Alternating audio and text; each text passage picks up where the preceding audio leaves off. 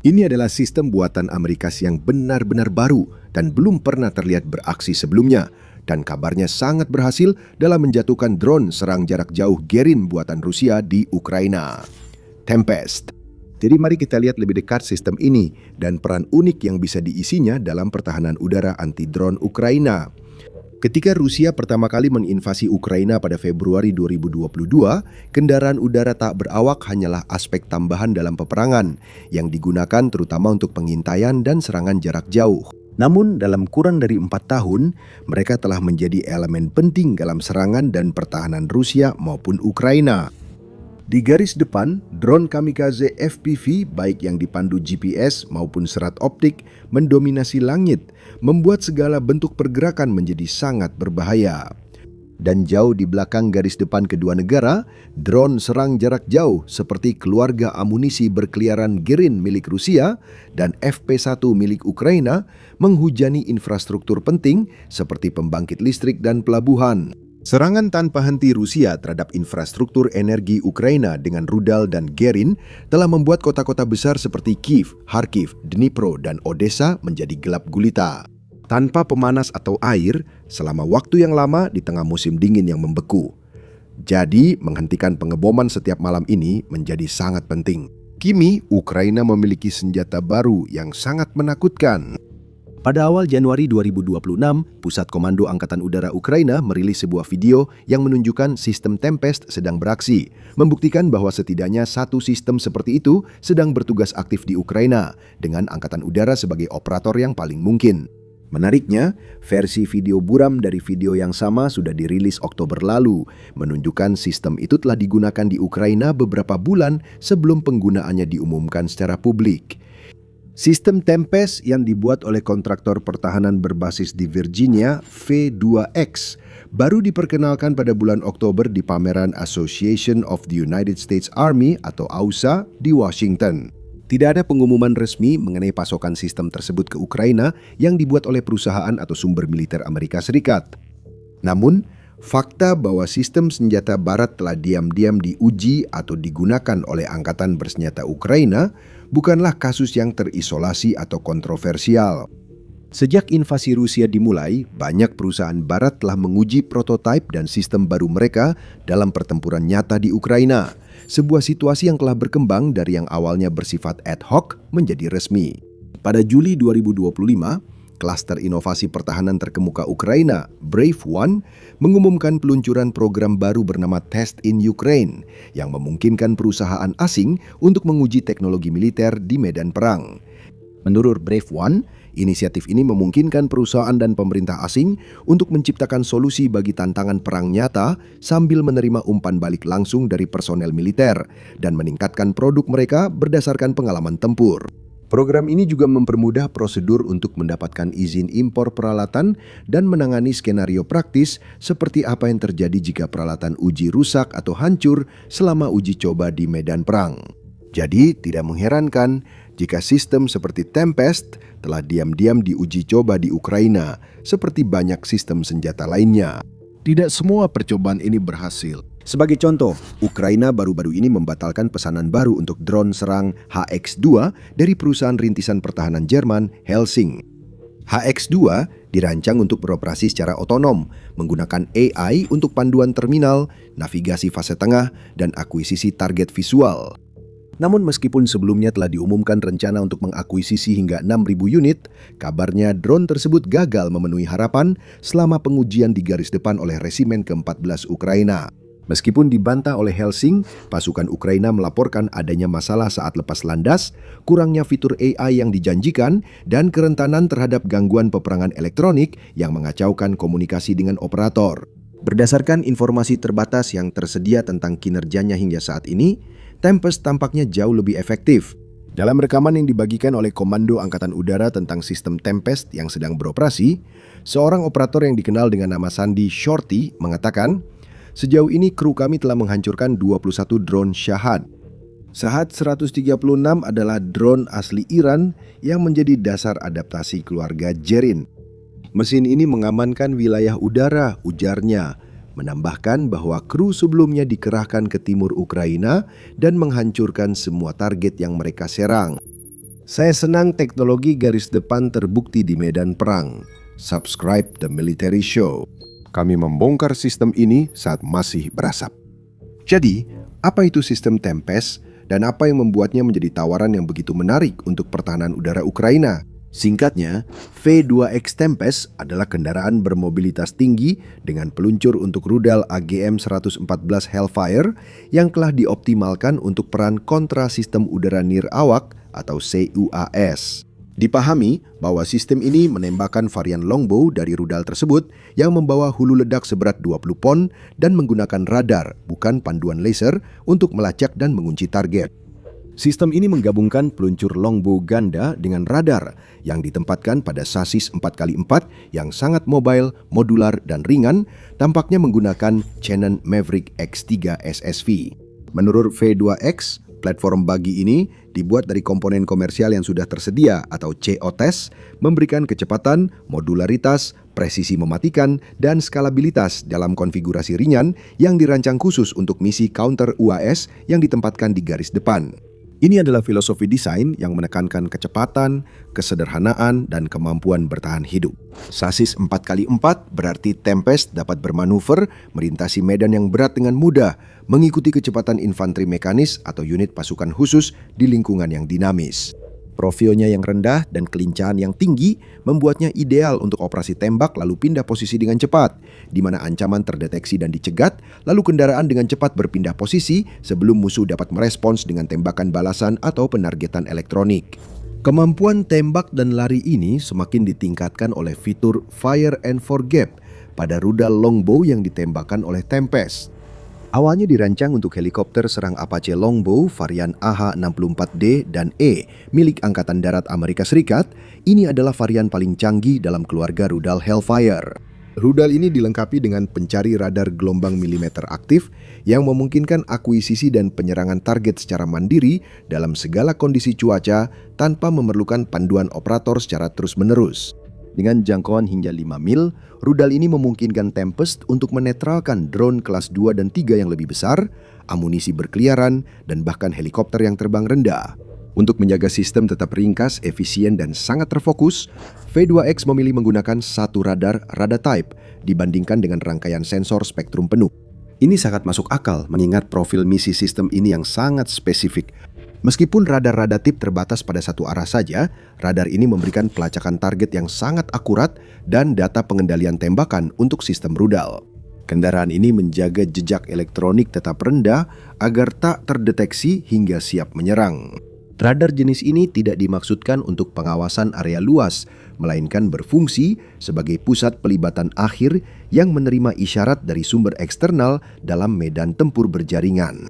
Dan itulah tepatnya jenis sistem pertahanan udara terintegrasi tempat Ukraina mengerahkan sistem ini, dan di mana sistem ini mungkin memberikan keunggulan yang menentukan. Untuk menangkal berbagai ancaman udara yang ditimbulkan oleh Rusia, mulai dari jet tempur dan pembom, hingga rudal balistik dan jelajah yang ditembakkan dari darat, laut, dan udara, serta drone dengan berbagai ukuran dan jangkauan, pertahanan udara Ukraina terdiri dari beberapa lapisan.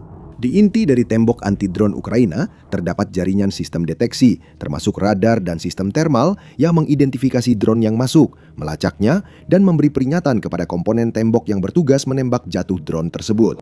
Ini diperkuat oleh jaringan sistem peperangan elektronik yang mengganggu navigasi drone, memaksa mereka mendarat, meleset dari target yang dituju, atau bahkan dalam beberapa kasus kembali ke pengirimnya di Rusia. Dalam hal menembak jatuh drone, lapisan pertama adalah jet tempur Ukraina, termasuk Su-27 era Soviet F-16 buatan AS Serikat dan Mirage 2000 buatan Prancis. Rudal yang ditembakkan dari jet-jet ini terbukti cukup efektif dalam menembak jatuh target bernilai tinggi seperti rudal jelajah dan rudal balistik. Namun, Ukraina hanya memiliki sedikit jet itu dan biaya operasional serta perawatannya mahal. Persediaan rudal yang mereka gunakan juga terbatas dan solusi ini tidak efisien secara biaya untuk menghadapi drone Rusia yang jauh lebih murah. Lapisan berikutnya adalah jaringan sistem pertahanan udara berbasis rudal tradisional milik Ukraina seperti MIM-104 Patriot buatan AS Serikat dan sistem Iris buatan Jerman. Sistem ini efektif melawan rudal dan drone bernilai tinggi yang masuk dan biasanya digunakan untuk melindungi kota utama serta infrastruktur penting Ukraina. Namun, seperti halnya situasi jet tempur, peluncur kelas atas ini dan rudal yang mereka tembakkan juga terbatas jumlahnya, baik di dalam Ukraina maupun di persediaan sekutu-sekutunya. Rudal-rudal itu sendiri juga bisa jauh lebih mahal dibandingkan Gerin, sehingga bukan solusi yang ideal untuk menembak jatuh hama yang bising dan merusak ini. Di dasar jaringan pertahanan berlapis terdapat kelompok tembak bergerak. Ini pada dasarnya adalah unit kecil yang bergerak menggunakan kendaraan yang dipasangi senapan mesin berat. Mereka jumlahnya banyak, sangat mobile, cepat dikerahkan, dan sistem seperti Flakpanzer Gepard dari Jerman telah terbukti sangat efektif dalam menembak jatuh varian Geron yang umum serta berbagai drone pengintai Rusia lainnya dan amunisi berkeliaran.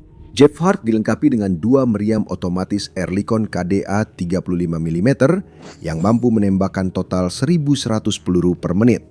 Dipadukan dengan radar pengawasan S-band dengan jangkauan deteksi sekitar 9 mil dan radar pelacak Q-band, sistem ini sangat cocok untuk menghadapi drone yang bergerak cepat dan terbang rendah seperti varian Gerin dan Gerin 2. Gepard menembakkan amunisi 35 mm high explosive dan subkaliber yang meledak di dekat target atau menembusnya dengan kecepatan tinggi, menciptakan awan pecahan yang padat di jalur terbang drone.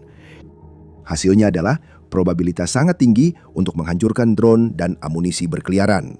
Yang lebih penting, satu peluru Ahead diperkirakan berharga sekitar $1.000 dibandingkan dengan drone Gerin yang diperkirakan berharga antara $20.000 hingga $100.000 tergantung pada varian, hulu ledak, dan fitur lain yang disertakan. Amunisi ini juga jauh lebih melimpah dan lebih cepat diproduksi dibandingkan dengan rudal pencegat. Itu berarti, dibandingkan dengan sistem berbasis rudal, Gepard menawarkan rasio biaya penghancuran yang rendah, memungkinkan Ukraina untuk menghemat persediaan rudal mereka yang terbatas dan mahal untuk ancaman berdampak lebih tinggi seperti serangan Iskander. Sebagai hasil dari keunggulan-keunggulan ini, Gepard dan sistem serupa lainnya yang berbasis senapan mesin bergerak telah menjadi komponen utama pertahanan anti-drone Ukraina. Namun, ada batasannya. Meskipun mereka cepat dan hemat biaya untuk dikerahkan, sehingga ideal untuk operasi tembak lalu berpindah posisi, senapan mesin hanya mampu menyerang target pada ketinggian terbatas dan kecepatan yang relatif rendah. Mereka sangat cocok untuk bertahan dari Gerin 1 dan Gerin 2 yang terbang rendah dengan kecepatan sedang. Dalam beberapa bulan terakhir, Rusia mengadaptasi Gerin agar bisa terbang lebih tinggi di luar jangkauan senapan mesin. Drone Gerin 3 yang lebih baru memakai tenaga jet, tidak seperti versi sebelumnya yang memakai baling-baling. Ini membuat kecepatan jelajahnya meningkat pesat dan lebih sulit dijatuhkan oleh peluru dan peluru meriam yang lebih lambat. Selain belasan atau lebih rudal Rusia, pertahanan udara Ukraina harus menghadapi antara 100 hingga 600 drone jarak jauh setiap malam. Banyak drone tersebut adalah drone umpan Gera yang murah, dirancang untuk mengalihkan dan menguras pertahanan udara. Sementara drone Gerin bermuatan terbang melewati celah yang tercipta. Jika drone-drone ini terbang di luar jangkauan pertahanan berbasis senjata Ukraina, pada dasarnya Ukraina hanya memiliki 2 pilihan buruk: menggunakan misil terbatas dan mahal untuk menjatuhkan mereka, atau bersiap menghadapi dampaknya adalah tantangan rumit bagi Ukraina. Ukraina butuh pembunuh drone dengan jangkauan misil pencegat, namun bisa diproduksi secepat dan semurah peluru artileri. Sebagai respons terhadap tantangan ini, Ukraina telah memperkenalkan lapisan baru dalam perang anti-drone-nya, dan bisa dibilang inilah yang paling menjanjikan, yaitu drone pencegat. Pada dasarnya, ini melibatkan penggunaan drone kecil, murah, dan berkecepatan tinggi untuk menembak jatuh geran yang jauh lebih besar dan amunisi berkeliaran Rusia lainnya, seperti BM-35 Italmas. Ini solusi cerdik yang menyelesaikan kedua bagian tantangan. Pertama, drone yang digunakan sebagai proyektil pembunuh geran pada dasarnya adalah drone FPV yang dimodifikasi, jenis yang banyak digunakan oleh Ukraina di garis depan. Ukraina dilaporkan telah memproduksi ratusan ribu drone ini setiap bulan sejak tahun 2024. Jadi memproduksi ribuan drone interceptor setiap bulan tidak hanya sangat mungkin dilakukan, tetapi sebagian besar juga tanpa bantuan asing. Drone interceptor ini biasanya juga hanya memerlukan biaya produksi sekitar $3.000 hingga $5.000. Itu memang lebih mahal dari peluru Gepard, tapi tetap jauh lebih murah dibanding Geron kelas bawah yang harganya puluhan ribu dolar. Dengan varian Geran 3 dan Geran 5 bertenaga jet yang baru dan lebih baik, diperkirakan harganya lebih dari $100.000.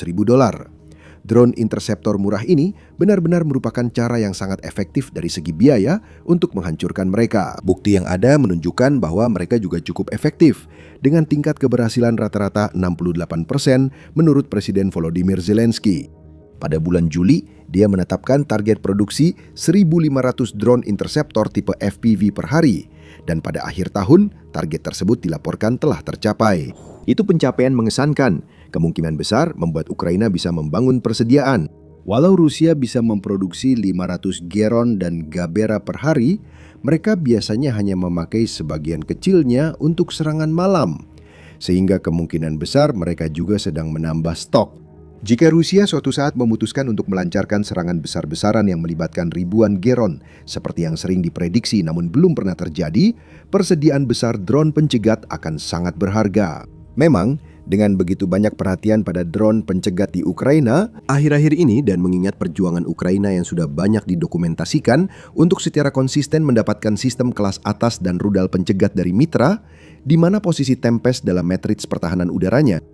Nah, untuk permulaan, belum jelas berapa banyak sistem Tempest yang sudah dimiliki Ukraina. Rekaman yang terungkap sejauh ini hanya memverifikasi satu sistem, dan mengingat sistem ini masih sangat baru, kemungkinan ada lebih dari 1 atau 2 Tempest yang digunakan angkatan bersenjata Ukraina saat ini sangat kecil. Tetap saja, jika sistem ini seefektif yang dikatakan Shorty, dan jika digunakan dalam jumlah besar, sistem ini bisa menjadi lapisan tambahan yang pas dalam pertahanan udara Ukraina. Jika drone pencegat mengisi celah antara rudal dan senjata, mobilitas dan ketangguhan Tempest bisa mengisi celah antara drone pencegat dan sistem pertahanan udara berbasis rudal kelas atas yang sudah dimiliki Ukraina. Sebagian besar sistem pertahanan darat kelas atas Ukraina seperti Patriot, Iris, dan lainnya dijauhkan dari garis depan. Mereka melindungi kota-kota penting dan fasilitas di belakang dari serangan rudal Iskander, Kaliber, Kinzhal, dan KH-101 Rusia, dan digunakan secara hemat karena kekurangan rudal pencegat pengganti yang masih berlangsung. Gepard dan pertahanan bergerak berbasis senapan mesin lainnya milik Ukraina juga sebagian besar ditemukan di belakang, melindungi kota-kota yang sama dari Geron yang biasanya menyertai serangan rudal. Karena dipasang di kendaraan, mereka bisa menembak lalu berpindah tempat sehingga efektif di garis depan. Namun Rusia biasanya tidak mengarahkan Gerin mereka ke sana. Rusia terutama menggunakan bom Fab-Glide, drone FPV, serat optik, dan artileri di garis depan, bukan amunisi berkeliaran. Gerin digunakan untuk pembangkit listrik, kapal yang memuat gandum Ukraina, dan gedung apartemen bertingkat jauh dari medan pertempuran garis depan. Sekarang, dalam skenario pertahanan aset bernilai tinggi di wilayah belakang yang sama, Tempest kemungkinan hanya akan menambah nilai yang sedikit pada pertahanan udara Ukraina, terutama di tempat-tempat di mana sistem Patriot atau Iris juga sudah dipasang. Rudal Longbow Tempest hanya memiliki jangkauan sekitar 5 mil, dibandingkan dengan Patriot Pak 3 yang mencapai 112 mil dan Iris-T SLM yang mencapai 25 mil. Ketinggian efektifnya juga jauh lebih rendah, yaitu 20.000 kaki, dibandingkan dengan Pak 3 yang mencapai 120.000 kaki, dan SLM yang mencapai 66.000 kaki. Jadi mereka hanya efektif untuk target yang terbang rendah dan memberikan waktu intercept yang jauh lebih singkat dibandingkan sistem terkenal.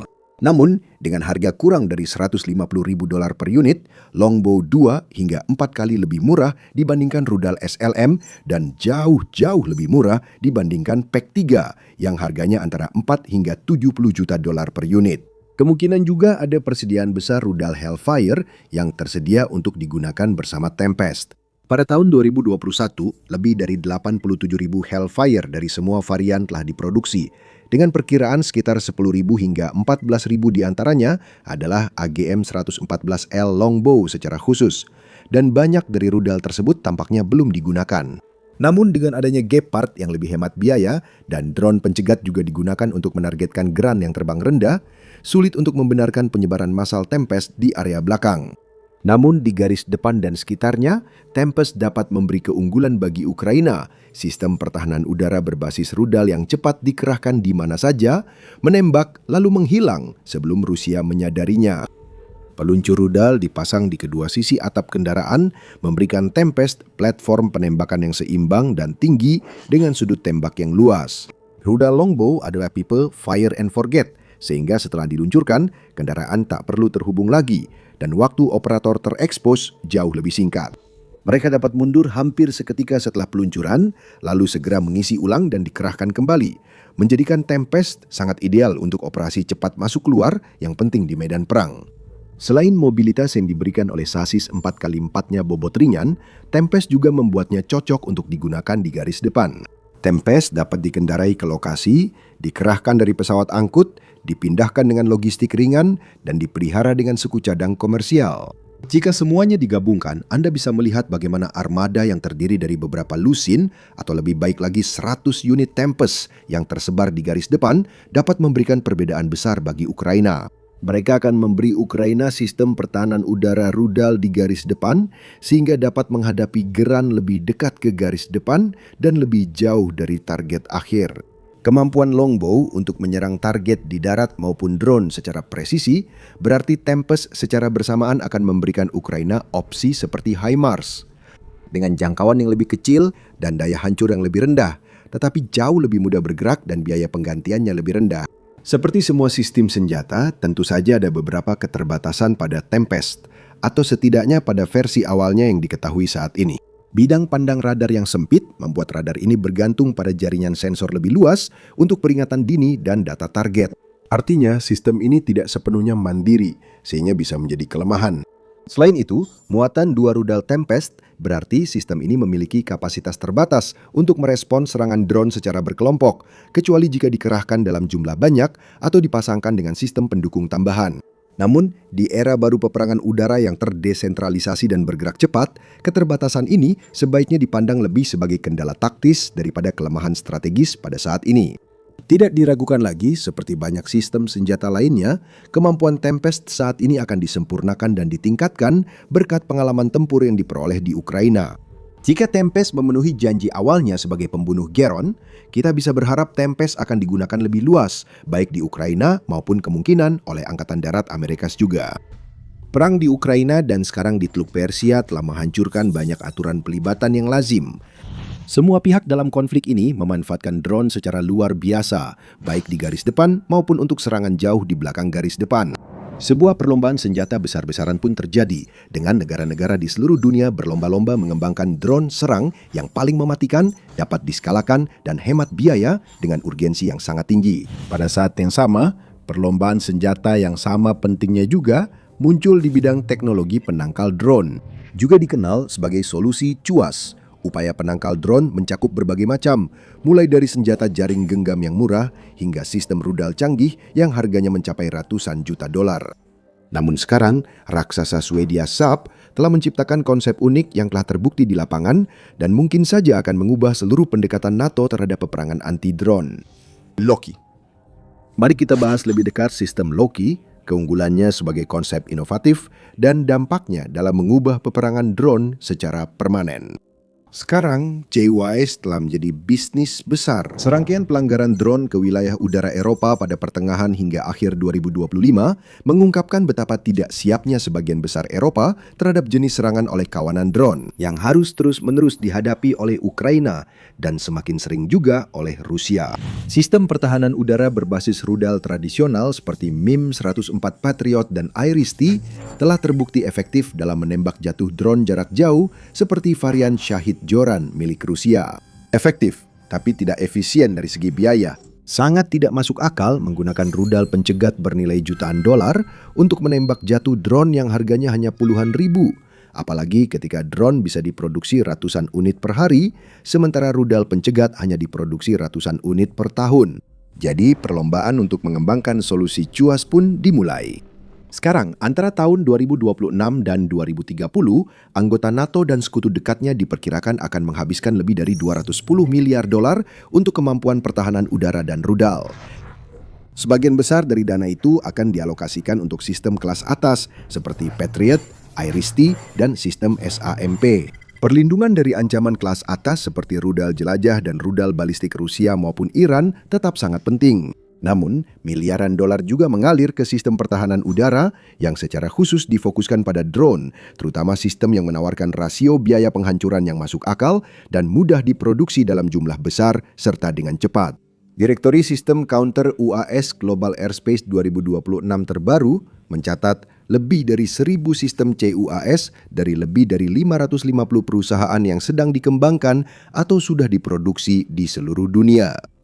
Direktori ini membagi sistem ke dalam 11 kategori berbeda. Sistem untuk menangkap drone seperti senjata jaring, kendaraan darat tanpa awak, sistem detektor, sistem senjata energi terarah, tindakan balasan elektronik atau ECM, senjata api, sistem terintegrasi, drone pencegat, rudal, amunisi, dan lainnya, termasuk perangkat lunak. Namun, tidak seperti kebanyakan sistem yang terdaftar, mereka mungkin kesulitan untuk memasukkan Loki ke dalam satu kategori tertentu. Karena yang membuat sistem ini istimewa bukanlah cara baru berteknologi tinggi untuk menjatuhkan drone atau penggunaan AI yang inovatif.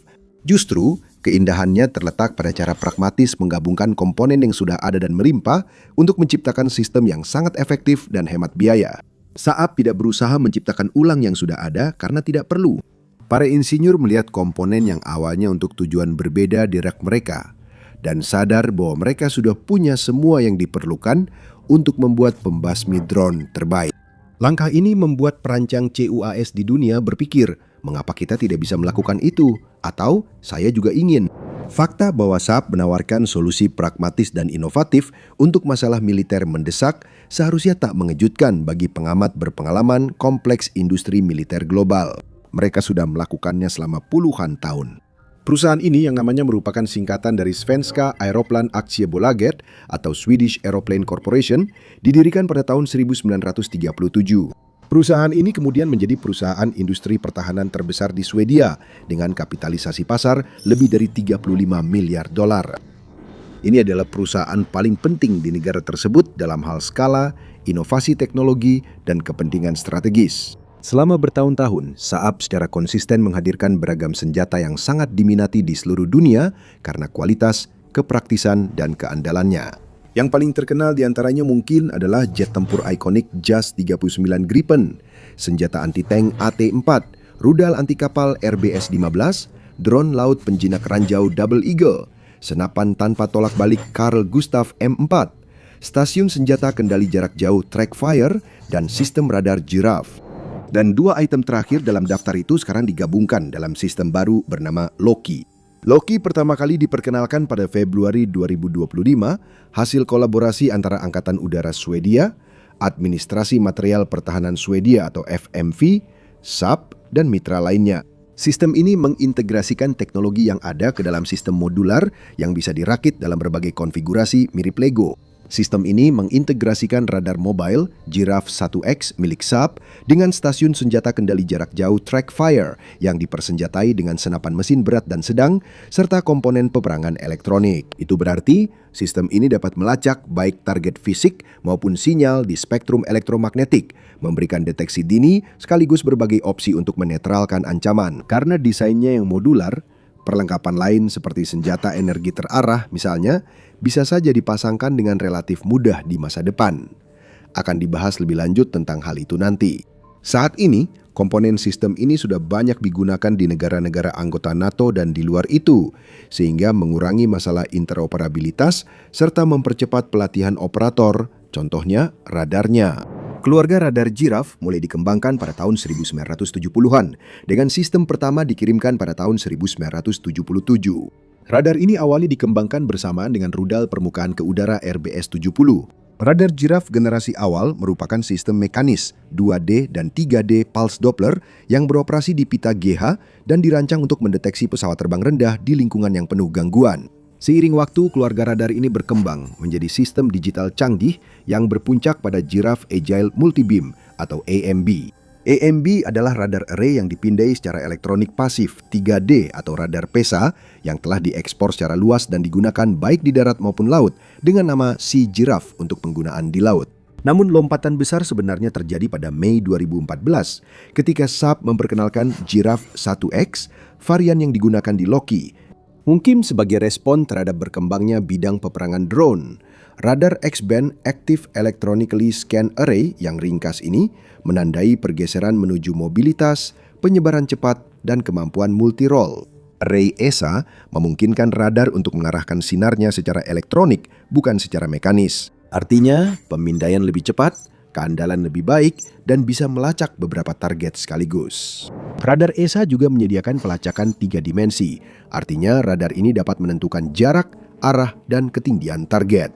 Ini penting saat menghadapi drone kecil atau ancaman terbang rendah yang bisa menyatu dengan gangguan pantulan dari permukaan tanah.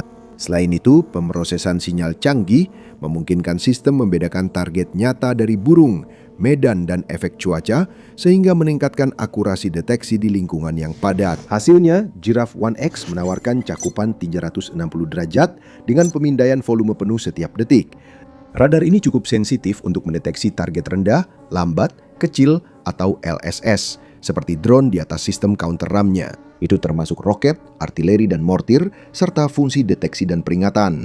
Varian darat memiliki jangkauan sekitar 47 mil, sedangkan varian laut memiliki jangkauan 61 mil.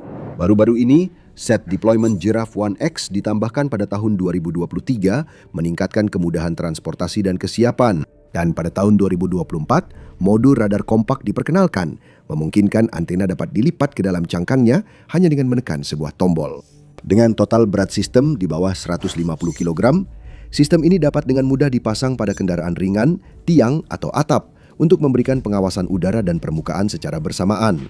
Sistem ini bisa dioperasikan jarak jauh atau lokal, serta terintegrasi fleksibel dengan sistem komando dan kontrol C2. Sistem ini dapat terhubung mulus dengan sensor, jaringan komunikasi, platform senjata, dan alat pengambilan keputusan untuk mendukung operasi militer terkoordinasi. Dengan semua fitur tersebut, tidak heran permintaan untuk Giraffe 1X sangat tinggi.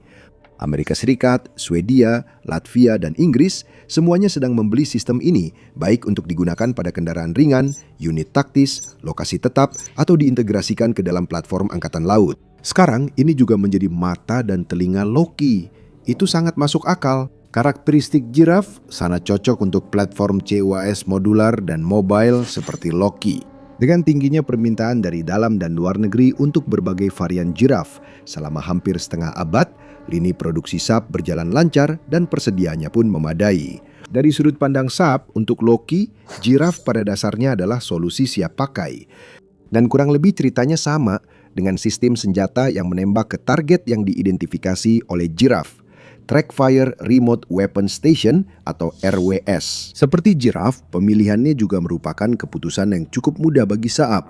Trackfire adalah sistem senjata dan sensor yang dioperasikan dari jarak jauh yang secara khusus dikembangkan oleh Saab untuk integrasi pada kapal laut, posisi pertahanan tetap, dan kendaraan darat, yaitu pada platform seperti Loki.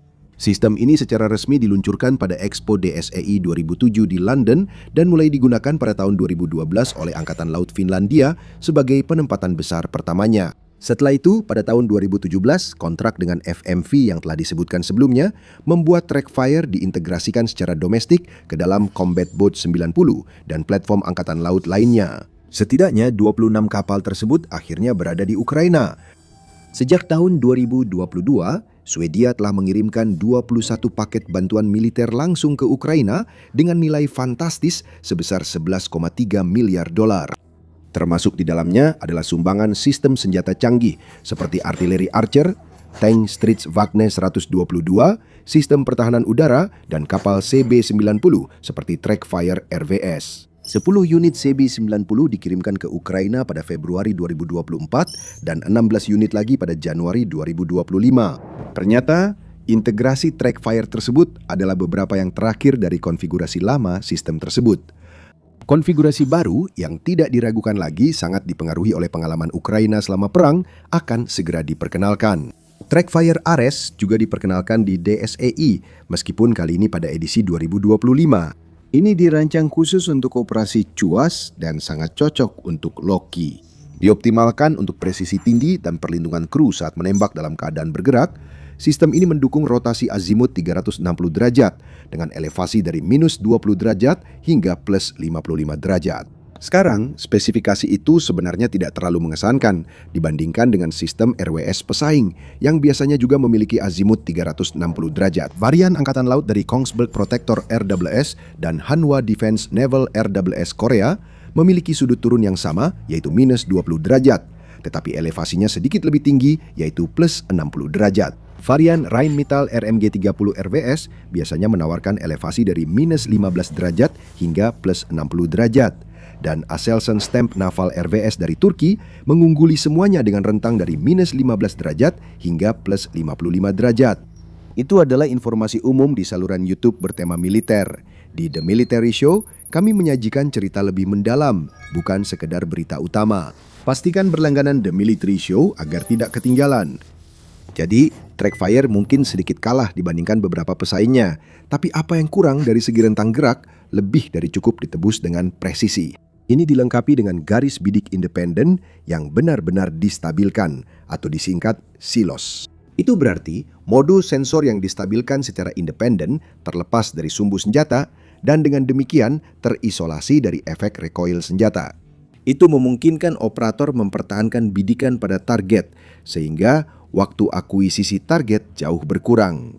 Konfigurasi unik Trackfire Ares juga memungkinkan target terus disinari laser selama proses pelibatan, memberikan perhitungan balistik yang sangat akurat dan komprehensif, termasuk prediksi target 3D. Nilai utamanya adalah sistem modular ini dapat dikonfigurasi, dapat saling beroperasi dengan sistem lain, dan diimplementasikan di berbagai platform yang berkembang. Ada 2 unit utama yang dapat dipasangkan dengan unit lainnya. Yang pertama adalah unit pengarah atau DU, yang di dalamnya terdapat modul sensor atau SM. DU terhubung ke antarmuka manusia mesin atau HMI yang mencakup layar penembak, panel kontrol tembakan, pegangan kontrol, dan pelacak video. Secara praktis, itu berarti kru memiliki representasi visual yang kuat dari lingkungan dan targetnya dalam genggaman mereka. Operator secara harfiah dapat mengidentifikasi ancaman, memilih respon yang sesuai, dan menembak tanpa harus mengalihkan pandangan dari layar mereka. Komando ganda memungkinkan pengoperasian bersama yang menghasilkan waktu respons yang lebih singkat dan siklus sensor ke penembak yang lebih cepat. Selain itu, sistem ini dirancang untuk integrasi ke dalam sistem platform lain, yang berarti data citra target dapat dikirimkan baik di dalam platform maupun ke dan dari platform lain. Mengenai daya tembak yang dapat diberikan, Trackfire identik dengan fleksibilitas. Berbagai macam efektor senjata dapat dipasang, seringkali dikombinasikan satu sama lain. Varian Ares secara standar dilengkapi dengan senapan rantai Bushmaster M230LF 30x113 mm, tetapi juga dapat menggunakan Browning. Senapan mesin berat M2 HMG 12,7 mm. Senapan mesin serbaguna FN Mag 58 7,62 mm. Peluncur granat MK19 40x53 mm dan HNK GMG 40x53 mm serta rudal ringan. Anda juga bisa memasang solusi tambahan seperti alat penangkal non-mematikan dan jammer. Dalam kasus Loki, paketnya mencakup Browning M2 FN Mag 58 dan komponen peperangan elektronik untuk pengacauan sinyal. Namun senjata lain yang baru saja kami sebutkan bersama dengan peluncur asap, alat penyilau, lampu sorot, pengeras suara, dan bahkan meriam ringan juga dapat dipasang sesuai kebutuhan. Paket dasarnya saja sudah menawarkan hal yang tak dimiliki kebanyakan sistem cuas lain. 2 opsi deteksi dan penyerangan yang berbeda, yaitu pelacakan fisik dan pelacakan spektrum elektromagnetik. Ini memberi Anda beberapa opsi untuk penetralan selain deteksi dini. Dan itu sangat membantu dalam menyelesaikan masalah besar yang dihadapi NATO. Respons yang sesuai biaya terhadap drone kecil dan berbiaya rendah. Sekarang, bukan hanya biaya material yang menjadi faktor dalam perhitungan saat mengembangkan solusi CUAS. Waktu yang dibutuhkan dari konsep hingga siap digunakan di lapangan juga menjadi perhatian besar. Semakin lama prosesnya, semakin mahal kemungkinan produk akhirnya. Dalam hal ini, Loki pasti telah memecahkan semacam rekor NATO. Hanya dibutuhkan 84 hari dari evaluasi hingga pengiriman, waktu yang sangat singkat jika dibandingkan dengan sebagian besar sistem senjata. Loki sebenarnya dirancang sebagai semacam eksperimen serba cepat untuk melihat seberapa cepat orang Swedia dapat mengevaluasi dan mengirimkan sistem CUAS baru. Dan eksperimen itu jelas tampaknya berhasil. Yang awalnya demonstrasi industri pertahanan berubah menjadi sprint 3 bulan untuk mengirimkan sistem mobile dan adaptif ke unit tempur Angkatan Udara Swedia. Evaluasi dimulai pada Januari 2025 dan kurang dari 3 bulan kemudian, unit-unit yang berfungsi telah dikirimkan siap untuk diuji di lapangan. Itu benar-benar prestasi luar biasa dari rekayasa militer modern. Bagaimana mereka melakukannya? Nah, menurut Carl Johan Bergholm, wakil presiden senior dan kepala divisi bisnis pengawasan Saab, karena ini bukan siklus pengembangan produk biasa yang memakan waktu bertahun-tahun, kami harus berpikir kreatif dan mengambil pendekatan inovatif untuk mengatasi tantangan ini. Dengan memanfaatkan produk yang ada dan mengintegrasikan fitur serta teknologi baru, kami mewujudkan konsep ini dengan sangat cepat. Sekarang, memiliki tumpukan komponen kelas dunia yang siap digunakan dan diintegrasikan ke dalam sistem baru tentu sangat membantu. Tentu saja, menyerahkan prototip adalah satu hal, tapi prototip itu masih harus membuktikan dirinya di medan perang. Dan dalam kasus Loki, itu sudah terbukti. Pada bulan September 2025, Saab mengonfirmasi bahwa Loki telah dikerahkan selama 6 bulan terakhir di Polandia. Loki telah digunakan di pangkalan udara Malbork, di mana pasukan Swedia dari Wing ke-21 dan kemudian Wing ke-17 sedang menjalankan tugas NATO. Tugas utama mereka adalah mengamankan fasilitas sekutu, termasuk pusat logistik yang menjadi pusat penyaluran bantuan militer ke Ukraina. Jadi, bagaimana kinerjanya? Pernyataan resminya, ya pragmatis dan sederhana, seperti yang bisa Anda harapkan dari seorang perwira Swedia. Operasi udara yang efektif memerlukan perlindungan darat yang kuat. Sistem yang kami kerahkan secara signifikan memperkuat keamanan pangkalan, baik untuk kami maupun sekutu kami, kata Letnan Kolonel Christian Bertelsen, komandan kontingen Swedia di Polandia. Foto-foto sistem itu memberi kita sedikit detail tambahan. Tanda-tanda pada sistem tersebut menunjukkan keberhasilan mencegat 36 drone tipe quadcopter dan 17 UAV bersayap tetap selama uji coba radar. Foto-foto itu juga menunjukkan konstruksi sistem mirip buatan MacGyver. Radar tersebut hanya dipasang di atas palet dan diamankan dengan tali elastis. Catu daya diatur sederhana dan praktis, dengan kabel yang ditarik melalui kabel sambung dan kemungkinan terhubung ke generator. Di samping radar ada kontainer merah dengan antena. Jelas, itu kotak pengacau sinyal. Kotak itu belum dicat, kemungkinan mencerminkan penekanan proyek pada kecepatan daripada penyempurnaan. Sekarang, di satu sisi, fokus tersebut mungkin menimbulkan beberapa masalah bagi Saab saat memasarkan Loki ke seluruh dunia. Sistem ini sekarang sedang dilatih di tingkat peleton oleh Wing ke-21 Swedia dengan rencana integrasi penuh ke unit tempur pada akhir tahun 2025. Namun, integrasi NATO butuh standar lebih ketat, seperti praktik pengkabelan yang sesuai regulasi. Dari model awal ini, beberapa elemen mungkin perlu dirapikan sebelum digunakan lebih luas. Namun, semangat kolaboratif dan pendekatan gesit dalam pengembangan Loki bisa menjadi cetak biru bagi proyek masa depan atau perubahan doktrin NATO. Seperti kata Kepala Angkatan Udara Swedia, Mayor Jenderal Jonas Wickman, ini bukti nyata kami membangun kemampuan yang dibutuhkan dan siap menyimpang dari proses normal demi menghadapi ancaman saat ini dengan cepat. Kita harus terus berkembang dan mencari solusi cepat dan kompeten demi membangun angkatan udara yang lebih kuat. Kita belum tahu biayanya, tapi Loki dapat diperluas dan disesuaikan untuk ancaman yang berkembang, serta ditingkatkan dengan sensor tambahan dan stasiun senjata sesuai kebutuhan. Loki tetap bisa beroperasi saat dipindahkan, memberi perlindungan terus-menerus saat bergerak. Loki mudah dipadukan ke dalam pertahanan udara berlapis dan dirancang untuk integrasi serta interoperabilitas dengan sistem lain. Berapa banyak sistem lain yang bisa disebut NATO memiliki keunggulan seperti itu? Fitur-fitur ini bisa jadi faktor penting ke depan. Drone Syahid Iran yang sederhana telah mengubah peperangan hingga Amerika Serikat pun harus merekayasa balik dan segera membuat versi analognya. Sistem kelas atas seperti Patriot dan THAAD tak tertandingi dalam mendeteksi dan menghancurkan serangan udara. Ukraina bisa menghabiskan seluruh produksi rudal PAC-3 setahun hanya dalam beberapa bulan jika berhasil mendapatkannya. Mungkin wajah peperangan berubah begitu cepat sehingga siklus produksi pertahanan yang panjang namun menguntungkan seperti dulu sudah tidak bisa dipertahankan lagi. Itu terlalu mahal dan sangat lambat. Perang di Ukraina telah menjadi medan pertempuran drone paling intens dalam sejarah manusia. Pada tahun 2025 saja, Rusia meluncurkan lebih dari 1.000 drone Shahed per minggu ke kota-kota dan infrastruktur Ukraina. Ukraina membalas dengan quadcopter murah dan drone jarak jauh buatan sendiri, menciptakan teka-teki matematika bagi komandan dan ahli taktik di kedua pihak. Bagaimana Anda membenarkan peluncuran rudal pencegat senilai jutaan dolar untuk menghancurkan drone senilai $50.000? Sementara itu, sistem anti-udara yang ada tersebar tipis di sepanjang, sekitar 860 mil garis depan, karena mereka harus melindungi wilayah yang sangat luas yang membentang puluhan mil ke kedua sisi.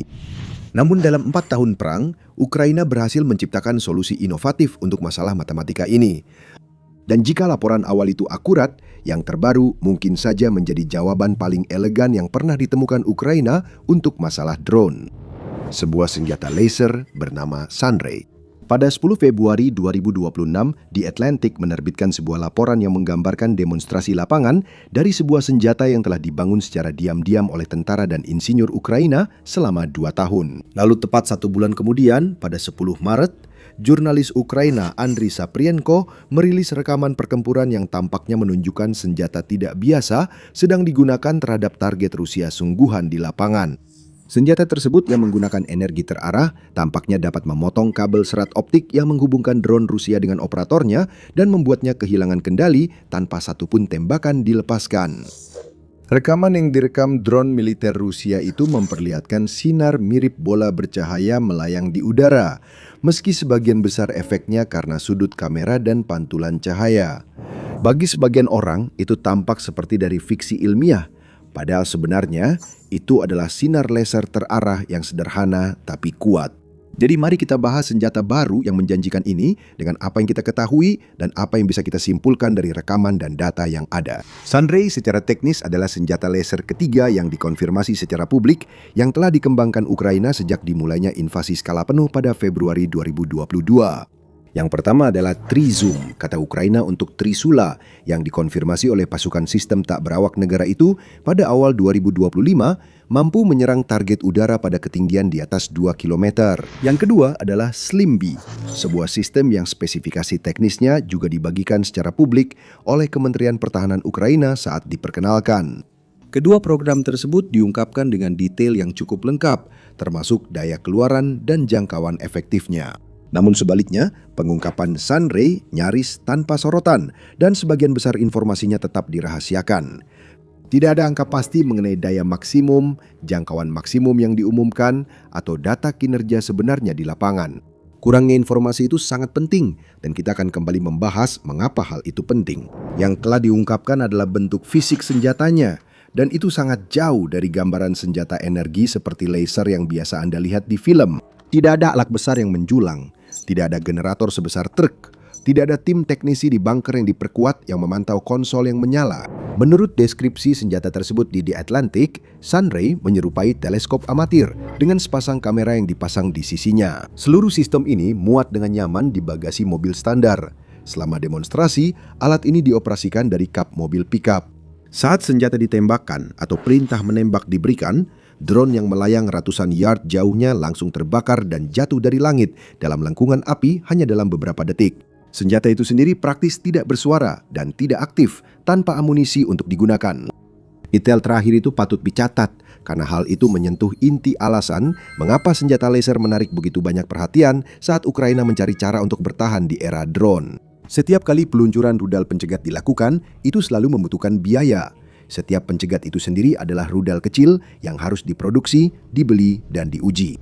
Sebelumnya, ini menjadi hambatan alami bagi Ukraina dalam membiayai perang anti-drone yang tidak sepenuhnya elektronik atau berbasis drone. Pada dasarnya, selain menggunakan drone itu sendiri, Ukraina harus berupaya untuk membongkar jaringan yang menjaga drone tetap terhubung dengan operatornya. Dengan hadirnya drone serat optik sejak awal 2024, hampir mustahil jika Anda tidak bisa memutuskan koneksi fisiknya. Namun, senjata laser seperti Sunray dapat terus menembak selama ada daya listrik dengan biaya hampir nol per tembakan.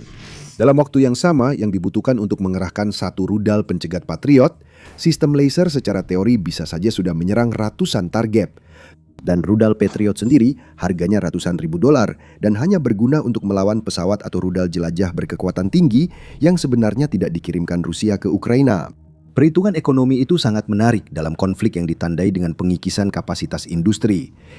Sekarang, jika deskripsi tentang sinar tak terlihat dan tanpa suara yang membakar drone dalam hitungan detik terdengar familiar, itu memang seharusnya begitu. Star Trek memperkenalkan penonton pada konsep senjata energi terarah pada tahun 1960-an. Kru USS Enterprise menggunakan phaser yang menembakkan sinar energi terfokus yang bisa membuat target pingsan, lumpuh, atau hancur seketika sesuai perintah. Kemudian, Star Wars memperkenalkan kita pada turbo laser, meriam pertahanan planet, dan senjata energi terarah Death Star yang cukup besar untuk menguapkan seluruh planet. Genre ini selama 6 dekade membayangkan senjata yang membunuh dengan cahaya, bukan peluru. Tentu saja, Sunray masih jauh dari kemampuan Death Star atau bahkan Pacer yang mampu menghancurkan lambung logam yang diperkuat atau sebuah tank. Namun, konsep dasarnya, memusatkan energi pada titik kecil untuk memanaskan dan menghancurkan target, telah dikerjakan selama beberapa dekade. Sunray hanya perlu membuat komponen elektronik drone kecil itu terlalu panas atau membakar rangka serat karbon tipisnya dari ratusan yard jauhnya. Fisika di balik senjata fiksi ilmiah dan senjata nyata hanya berbeda dalam hal skala. Tetapi, skala kecil itulah yang dibutuhkan Ukraina ketika harus menghadapi kawanan drone setiap hari. Untuk memahami arti kemampuan yang didemonstrasikan, lihat video Februari. Sebuah drone kecil diluncurkan dan terbang ratusan yard. Sistem tersebut melacaknya secara otomatis, kameranya mengunci target. Beberapa detik setelah operator memerintahkan untuk menembak, drone itu langsung terbakar dan jatuh. Rekaman dari bulan Maret memberi perspektif berbeda. Dalam kasus itu, senjata tampaknya tidak menargetkan drone itu sendiri, melainkan kabel serat optik yang menghubungkan drone dengan operatornya di darat. Memutuskan koneksi itu tidak menghancurkan drone itu sendiri. Drone tersebut tidak meledak. Drone itu hanya kehilangan daya dan koneksi, lalu jatuh. Ini, dalam beberapa hal, adalah cara menetralisasi yang lebih elegan daripada membakar rangka pesawatnya. Target dinetralkan secara diam-diam tanpa risiko tambahan dari puing-puing yang terbakar. Dan satu-satunya hal yang dihancurkan hanyalah kabel yang memang sudah menjadi masalah lingkungan. Tentu saja, perlu sedikit lompatan logika untuk beralih dari dua skenario yang sangat terkontrol ini ke lingkungan medan perang yang sebenarnya. Tetapi prinsip utama di balik kegunaannya tetap kuat. Pasukan Rusia semakin sering menggunakan apa yang mereka sebut drone penunggu, UAV yang layang atau berputar-putar di dekat garis depan. Terikat pada kabel serat optik panjang yang membawa sinyal kembali ke operator, sepenuhnya melewati GPS dan tahan terhadap gangguan elektronik. Sistem-sistem ini telah menjadi masalah yang semakin besar bagi pasukan Ukraina karena pengacauan konvensional dan pemalsuan GPS yang efektif melawan Shahed dan quadcopter komersial, sama sekali tidak berfungsi terhadap drone yang dikendalikan langsung melalui kabel visit. Sebuah laser yang dapat menargetkan kabel tersebut dan membakarnya dalam hitungan detik menawarkan solusi untuk masalah yang belum bisa ditangani serapi ini oleh sistem yang ada saat ini. Pada tingkat ancaman yang lebih rendah, quadcopter komersial yang dimodifikasi untuk menjatuhkan granat atau membawa hulu ledak shaped charge menjadi salah satu senjata taktis menonjol dalam perang ini, meneror posisi infanteri di garis depan. Drone ini murah, jumlahnya banyak, dan sulit ditembak dengan senjata konvensional. Laser pertahanan titik yang mampu membakar drone dari langit dalam hitungan detik setelah terdeteksi, tanpa suara atau mengungkap posisi operator, serta tanpa menghabiskan amunisi, menjadi alat yang sangat berguna di tingkat kompi atau batalion. Tempatkan alat itu di atas kendaraan, beri daya dari generator, dan biarkan sistem pelacakan AI yang bekerja. Setiap drone FPV kecil yang mendekati garis pertahanan menjadi target potensial, dan setiap keterlibatan pada dasarnya tidak memerlukan biaya apapun. Sekarang kita lihat angkanya, karena inilah yang membuat kisah Sunray luar biasa.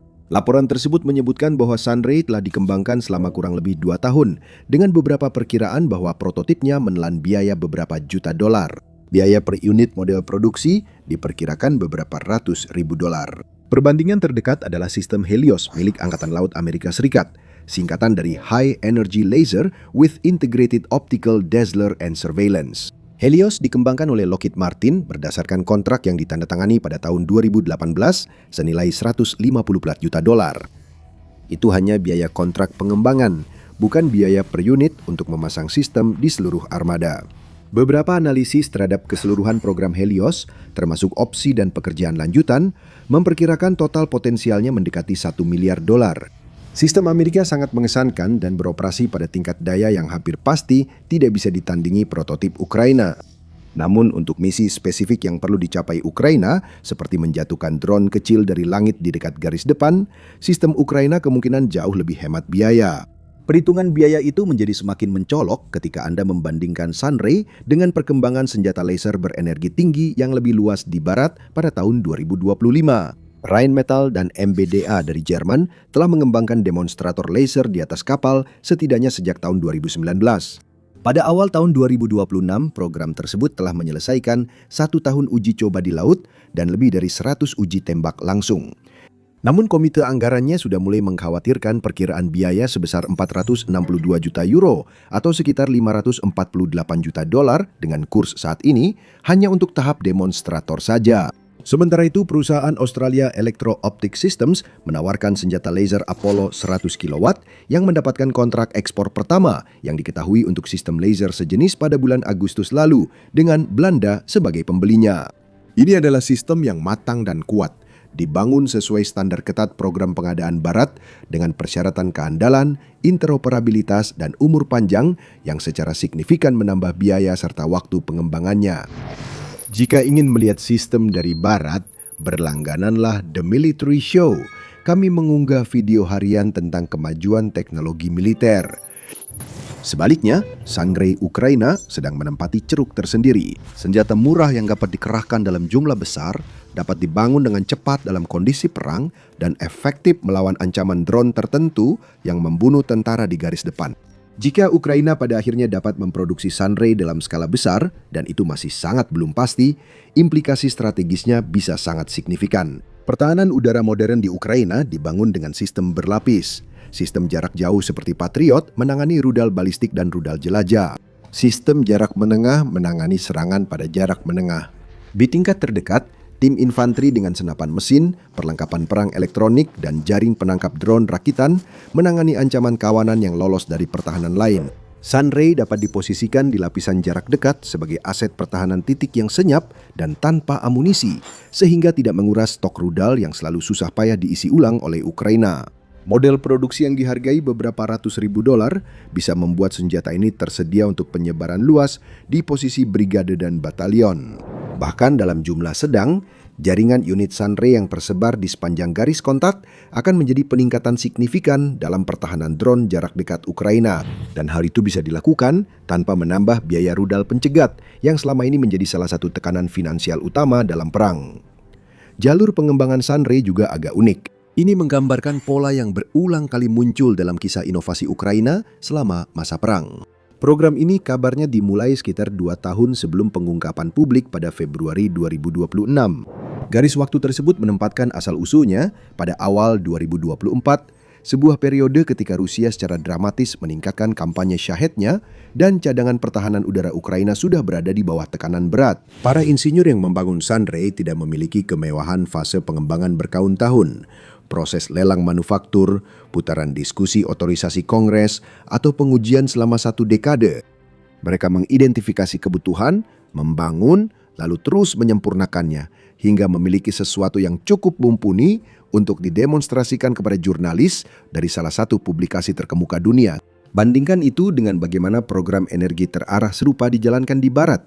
Upaya pengembangan senjata laser Angkatan Laut Amerika Serikat dalam berbagai bentuk telah berjalan selama lebih dari 2 dekade.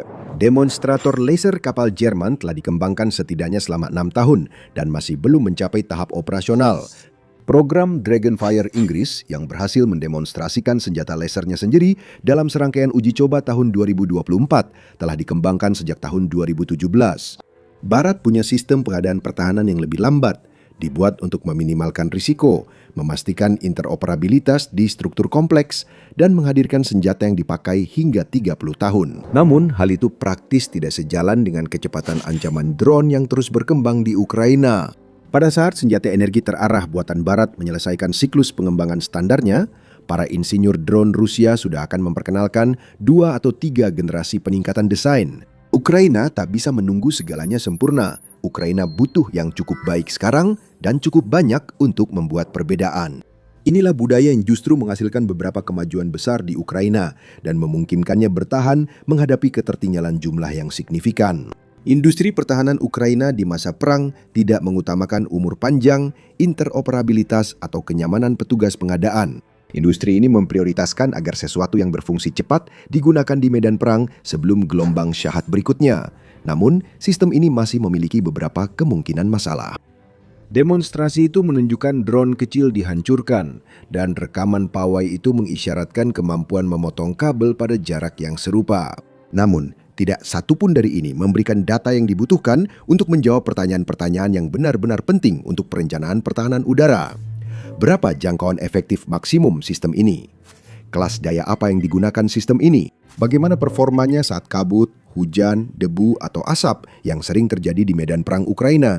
Seberapa cepat sistem ini melacak dan menyerang target bergerak cepat dibandingkan drone melayang? Perusahaan R&D dalam sebuah laporan yang diterbitkan pada Desember 2025 menggambarkan senjata energi terarah sebagai teknologi yang relatif belum matang dan saat ini belum menjadi opsi yang layak. Keterbatasannya memang seperti yang bisa diduga. Kebutuhan daya dan infrastruktur yang signifikan, ketidakmampuan untuk menyerang target di luar garis pandang, serta ketergantungan besar pada kondisi atmosfer yang cerah. Energi laser juga tersebar oleh uap air, debu, dan aerosol. Sistem sering bekerja sangat baik saat pengujian, namun biasanya hanya diuji dalam cuaca cerah atau simulasi cuaca buruk terbatas.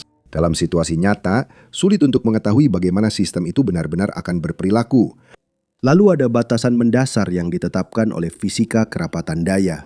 Menjatuhkan quadcopter kecil yang melayang ratusan yard butuh energi terfokus pada target kecil dalam waktu singkat. Menjatuhkan Shahed 136 yang melaju dengan kecepatan 110 mil per jam dari jarak hampir 1 mil membutuhkan lebih banyak energi, pelacakan yang lebih presisi, dan durasi pancaran pada target yang lebih lama. Saat ini tampaknya Sunray tidak dapat digunakan untuk tujuan itu, sehingga Ukraina kemungkinan memakainya hanya untuk melawan UAV kecil jarak dekat. Namun, ini bukan kekurangan sepele. Shahed adalah senjata yang paling banyak merusak infrastruktur, kehidupan sipil, dan sistem energi Ukraina. Drone-drone ini telah menenggelamkan kota Ukraina dalam kegelapan saat musim dingin, menghancurkan pembangkit listrik dan gardu induk, serta membunuh warga sipil saat mereka sedang tidur di rumah. Jika Sunray tidak bisa menghadapi Shahed, maka itu bukanlah Iron Dome-nya Ukraina. Ini akan menjadi alat pertahanan titik terhadap ancaman drone jarak pendek dan bisa penting, namun tetap hanya satu komponen dalam sistem berlapis, bukan pusatnya. Sistem berlapis seperti itu sering digambarkan pejabat Ukraina saat membahas pengembangan pertahanan udara negaranya. Presiden Ukraina Volodymyr Zelensky dikabarkan telah menugaskan Pavlo Yelizarov, wakil komandan angkatan udara yang baru diangkat, untuk membangun sistem kubah nasional terintegrasi untuk melindungi infrastruktur penting. Pada musim panas 2026, tenggat yang diakui orang dalam sangat ketat. Kubah tersebut sebagaimana dirancang akan menggabungkan sistem laser Sunray Type yang digunakan untuk jarak dekat dengan sistem drone interceptor otonom CEDIS dari C dan Naudi yang meluncurkan interceptor secara vertikal dan membimbingnya ke target menggunakan kamera onboard dan AI. Selain itu, P1 Sun dari Skyfall adalah drone interceptor yang dapat digunakan kembali dan telah mencatatkan rekor tempur dengan lebih dari 1.000 target yang dihancurkan. Jumlah rudal barat yang terbatas seperti Patriot, NASAMS, dan IRIS disimpan untuk target-target yang paling sulit. Rudal balistik, rudal jelajah canggih, ancaman-ancaman yang tidak bisa ditangani oleh drone interceptor maupun laser jarak pendek. Semua yang lebih murah dari itu akan ditangani oleh lapisan pertahanan yang lebih murah. Namun, masih ada beberapa pertanyaan besar yang harus dijawab. Spesifikasi teknis seperti daya keluaran, jangkauan, dan performa di berbagai cuaca yang belum diketahui merupakan faktor penting penentu kegunaan senjata ini. Hanya dengan angka-angka tersebut, para analis dapat membuat penilaian yang jujur tentang berapa banyak unit Sunray yang dibutuhkan Ukraina untuk benar-benar mempengaruhi ancaman drone yang dihadapinya, dan berapa biaya yang diperlukan untuk mencapai ambang tersebut. Hingga kini, Sunray masih menjadi eksperimen menjanjikan yang telah melewati rintangan besar, bukan menyelesaikan masalah. Namun terlepas dari masalah-masalah tersebut, jelas bahwa Ukraina telah berulang kali menunjukkan sepanjang perang ini bahwa mereka memiliki kemampuan untuk menutup kesenjangan teknologi. Hal ini tampak mustahil 5 tahun lalu, terjadi lebih cepat dari perkiraan dan biayanya jauh lebih kecil dibanding program barat sejenis. 2 tahun dari konsep hingga demonstrasi di lapangan, beberapa juta dolar untuk prototip, beberapa ratus ribu per unit pada skala produksi. Sebuah sistem yang dapat secara diam-diam menghancurkan drone kecil dalam hitungan detik tanpa menembakkan satupun amunisi atau meninggalkan jejak yang memberitahu musuh lokasi operatornya. Shahed milik Iran tidak melakukan apa yang seharusnya mereka lakukan. Puing berjatuhan saat drone hancur, tapi bukan cuma rudal dan meriam Amerika Serikat yang menghancurkan Shahed jadi serpihan. Senjata AS yang seharusnya belum ada sudah langsung menghancurkan senjata Iran. Senjata futuristik ini diambil langsung dari film fiksi ilmiah. Senjata ini seharusnya tidak ada, tapi faktanya ada dan membuat semua senjata Iran menjadi usang. Perang laser pun dimulai. Iran tak punya cara untuk melawannya.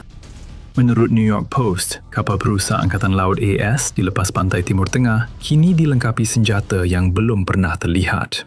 Ini bukanlah pot peluncur rudal atau jenis senjata baru yang bisa menembakkan ribuan peluru per menit ke kawanan drone Shahid milik Iran. Ini adalah sesuatu yang jauh lebih futuristik dari itu. Ini adalah semacam sistem kontrol yang menurut Post disebut sebagai laser energi tinggi dengan dazzler optik terintegrasi dan penawasan atau Helios. Banyak hal penting tentang sistem laser ini yang akan kita bahas segera. Tapi intinya adalah Helios adalah sistem berbasis laut yang bisa digunakan oleh AS untuk menembakkan sinar laser ke drone dan target udara lainnya. Laser ini membakar dan menghancurkan targetnya dalam sekejap, membuktikan AS tak perlu menghabiskan jutaan dolar untuk misil demi menghancurkan drone Iran yang jauh lebih murah. Ini pukulan berat bagi strategi militer Iran yang mulai runtuh. Drone dan peluncur rudal adalah semua yang tersisa bagi Iran setelah Esiklian menghancurkan infrastruktur militernya secara menyeluruh, sehingga sekitar 80% kemampuan ofensif negara itu telah terhapus dari peta, menurut Institute for the Study of War. Iran telah kehilangan 60% peluncuran rudalnya hingga 12 Maret. Sekitar 80% pertahanan udaranya telah dihancurkan, membuat Iran hampir tak berdaya melawan rudal dan bom Amerika Serikat serta Israel yang setiap hari masuk ke wilayahnya. Rezim Iran sangat membutuhkan drone-nya. Sekarang Amerika telah menemukan penangkal yang sempurna. Apa yang kita ketahui tentang Helios berasal dari produsennya, Lockheed Martin. Helios pada dasarnya adalah sebuah pod yang dipasang di kapal perang, dari mana ia menembakkan laser berenergi tinggi ke target yang mendekat. Sinar ini memiliki daya minimal 60 kW. Lockheed Martin menyebut cahaya destruktif ini sebagai laser serat gabungan spektral yang mampu menembus badan drone dan membutakan sensor serta jendela bidik pada drone. Jelas ada tingkat otomatisasi yang tinggi yang berperan di sini juga. Helios memakai algoritma terbukti dan optik kuat untuk menyerang target, menunjukkan senjata ini kemungkinan dapat melacak dan menyerang secara mandiri tanpa operator manusia.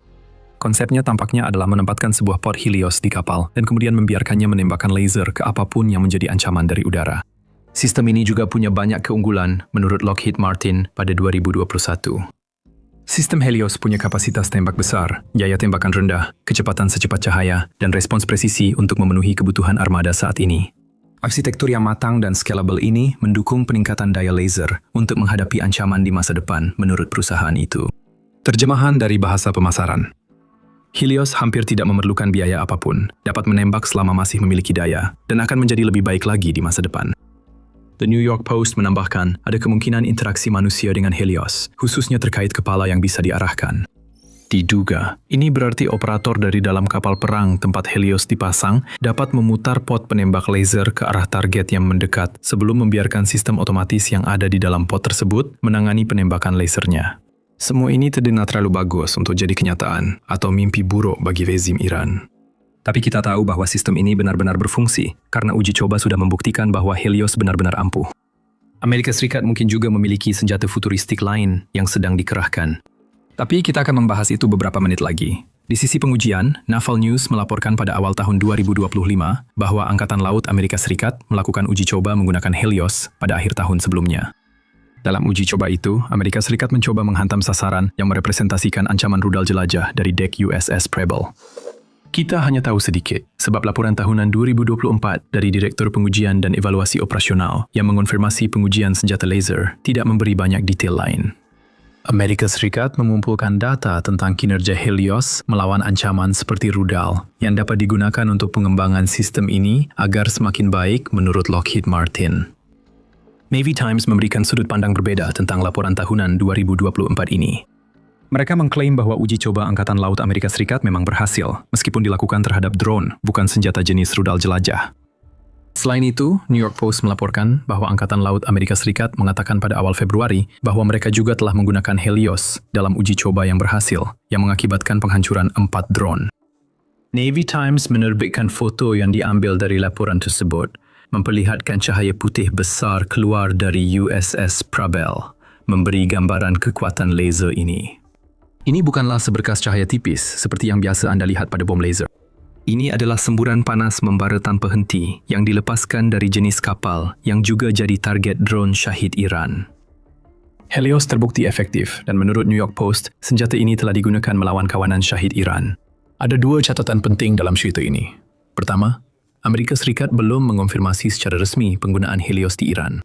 Sejauh ini, kita hanya memiliki foto yang diduga menunjukkan sistem Helios di kapal perusak Angkatan Laut Amerika Serikat, serta beberapa laporan terpisah tentang penggunaan senjata laser.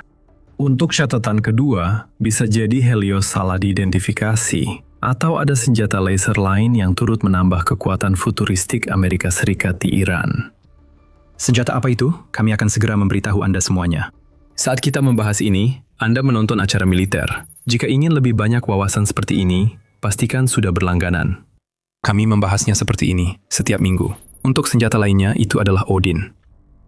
Pada 3 Maret, New York Times melaporkan dugaan Helios di atas kapal perang dekat Iran mungkin keliru. Media tersebut mengutip Jared Keller, penulis buletin Laser Wars, yang mengklaim bahwa pot laser yang terlihat di foto yang dibagikan oleh New York Post sebenarnya adalah Odin, bukan Helios. Kalau begitu, kita harus menilai apa yang ditembakkan Amerika Serikat dari kapalnya dengan sudut pandang berbeda. Sedikit bermain kata, Odin bukan senjata pemusnah drone langsung seperti Helios, walau tetap senjata laser. Odin unik karena sinarnya dibuat untuk membingungkan, bukan menghancurkan drone yang masuk. Idenya tampaknya adalah untuk membuat drone-drone ini keluar jalur, sehingga mereka jatuh jauh dari target mereka. Drone yang kebingungan bisa dipaksa melambat, sehingga jadi sasaran lebih mudah bagi senjata lain seperti meriam dan rudal. Army Recognition melaporkan pada 2 Maret bahwa foto-foto hari pertama operasi Epic Fury mengindikasikan Odin sudah dikerahkan. Rekaman dari Komando Pusat Amerika Serikat yang dirilis 28 Februari memperlihatkan kapal perusak kelas Arleigh menembakkan rudal Tomahawk ke target. Namun, yang sering terlewat dari rekaman yang sama adalah yang tampak seperti sistem laser Odin dikerahkan saat serangan, sebagai pendukung Tomahawk. Odin terlihat jika rekaman diperiksa saksama menurut laporan media, yang juga membagikan foto sama seperti New York Post saat mengklaim Helios ada di kapal perang Amerika Serikat. Ini mengubah segalanya terkait AS memakai laser untuk menghancurkan drone Iran secara langsung. Namun, ini tidak banyak mengubah efektivitas laser untuk menjatuhkan kawanan syahid. Kami sebutkan sebelumnya bahwa Odin bukanlah sistem laser hard kill, tetapi yang dilakukan Odin adalah menembakkan laser yang membingungkan sistem, sensor, dan kamera yang terpasang di drone. Odin juga memiliki kemampuan untuk mengganggu pesawat berawak, karena lasernya dapat menciptakan silau pada penglihatan pilot, yang jika berlangsung lama atau berulang, dapat mencegah pilot tersebut melakukan serangan atau manuver udara. Odin tidak butuh waktu lama untuk berkembang dari konsep menjadi kenyataan. Hanya 2,5 tahun dari ide awal hingga menjadi sesuatu yang bisa dipasang. Dan kita tahu Odin sudah terpasang di USS Dewey menurut Naval Technology. Angkatan Laut AS memiliki sistem yang bisa menjatuhkan syahid milik Iran di Teluk Persia, didukung laser yang membantu operator lain seperti pilot Angkatan Udara ISS menembak syahid yang masih terbang. Kami juga akan mengatakan bahwa Odin berguna melawan pilot tempur Iran. Namun, Amerika Serikat dan Israel telah merusak Angkatan Udara Iran yang tua, sehingga jet tempur mereka tidak berpengaruh dalam operasi Epic Fury. Ada kemungkinan kejutan lain dalam cerita ini. Beberapa orang menyebut Israel juga ikut terjun ke ranah senjata laser. The New York Post melaporkan video langit di perbatasan Israel-Lebanon menunjukkan roket diluncurkan, namun hancur beberapa detik kemudian. Itu terlalu cepat bagi rudal yang diluncurkan oleh sistem pertahanan udara untuk mencapai dan menghantam target mereka. Serangan balasan ini umumnya dikaitkan dengan Israel dan senjata Iron Beam yang dirancang untuk menonaktifkan roket dalam strategi pertahanan udara berlapis Israel. Iron Beam lebih kuat dari Helios karena punya laser 100 kW. Iron Beam memiliki 2 laser berenergi tinggi yang terhubung ke radar pertahanan udara dan unit komando serta kontrol. Sistem laser ganda ini sangat mengesankan. Sistem ini dirancang agar laser Iron Beam sangat kuat untuk meningkatkan kinerja saat gangguan atmosfer seperti hujan dan awan yang bisa menyebabkan laser terpecah atau menyimpang. Dengan asumsi sistem ini bekerja sebagaimana mestinya, sistem ini mengirimkan sinar kuat yang diameternya kira-kira sebesar koin langsung menembus jantung targetnya. Jika Iron Beam digunakan dalam perang Iran, rezim itu harus waspada terhadap hingga 3 senjata laser. Namun Israel mengatakan bahwa Iron Beam bukanlah faktor yang berpengaruh, setidaknya sampai saat ini. Menurut Jerusalem Post, IDF menyatakan Iron Beam belum digunakan dalam perang dengan Iran dan belum siap dipakai secara rutin. Namun, klaim tersebut diragukan karena berbagai versi Iron Beam telah digunakan menembak jatuh 40 drone Hizbullah pada musim gugur 2024, menunjukkan bahwa teknologi Israel memang berfungsi. Versi terbaru Iron Beam mungkin tidak bisa digunakan sementara karena sedang ditingkatkan. Atau Israel mungkin menyembunyikan penggunaan senjata laser barunya, lebih memilih untuk merahasiakannya agar bisa digunakan untuk menyergap rudal dan drone Iran tanpa rezim Iran mengetahui bahwa senjata itu sudah digunakan dalam pertempuran. Kita memang belum tahu, tapi spekulasi berkembang di mana-mana. Seolah situasi Iran belum cukup buruk, AES dengan teknologi futuristiknya tak hanya memakai laser untuk menyilaukan dan menghancurkan drone. Perang luar angkasa telah dimulai bersamaan dengan perang laser, dan ini adalah bagian lain dari pertarungan di mana Iran jelas tidak bisa bersaing. Masa depan peperangan sudah tiba, dan kami akan jelaskan alasannya di akhir video ini. Pertama, Presiden AES Donald Trump membuat klaim menarik beberapa hari setelah operasi Epic Fury dimulai.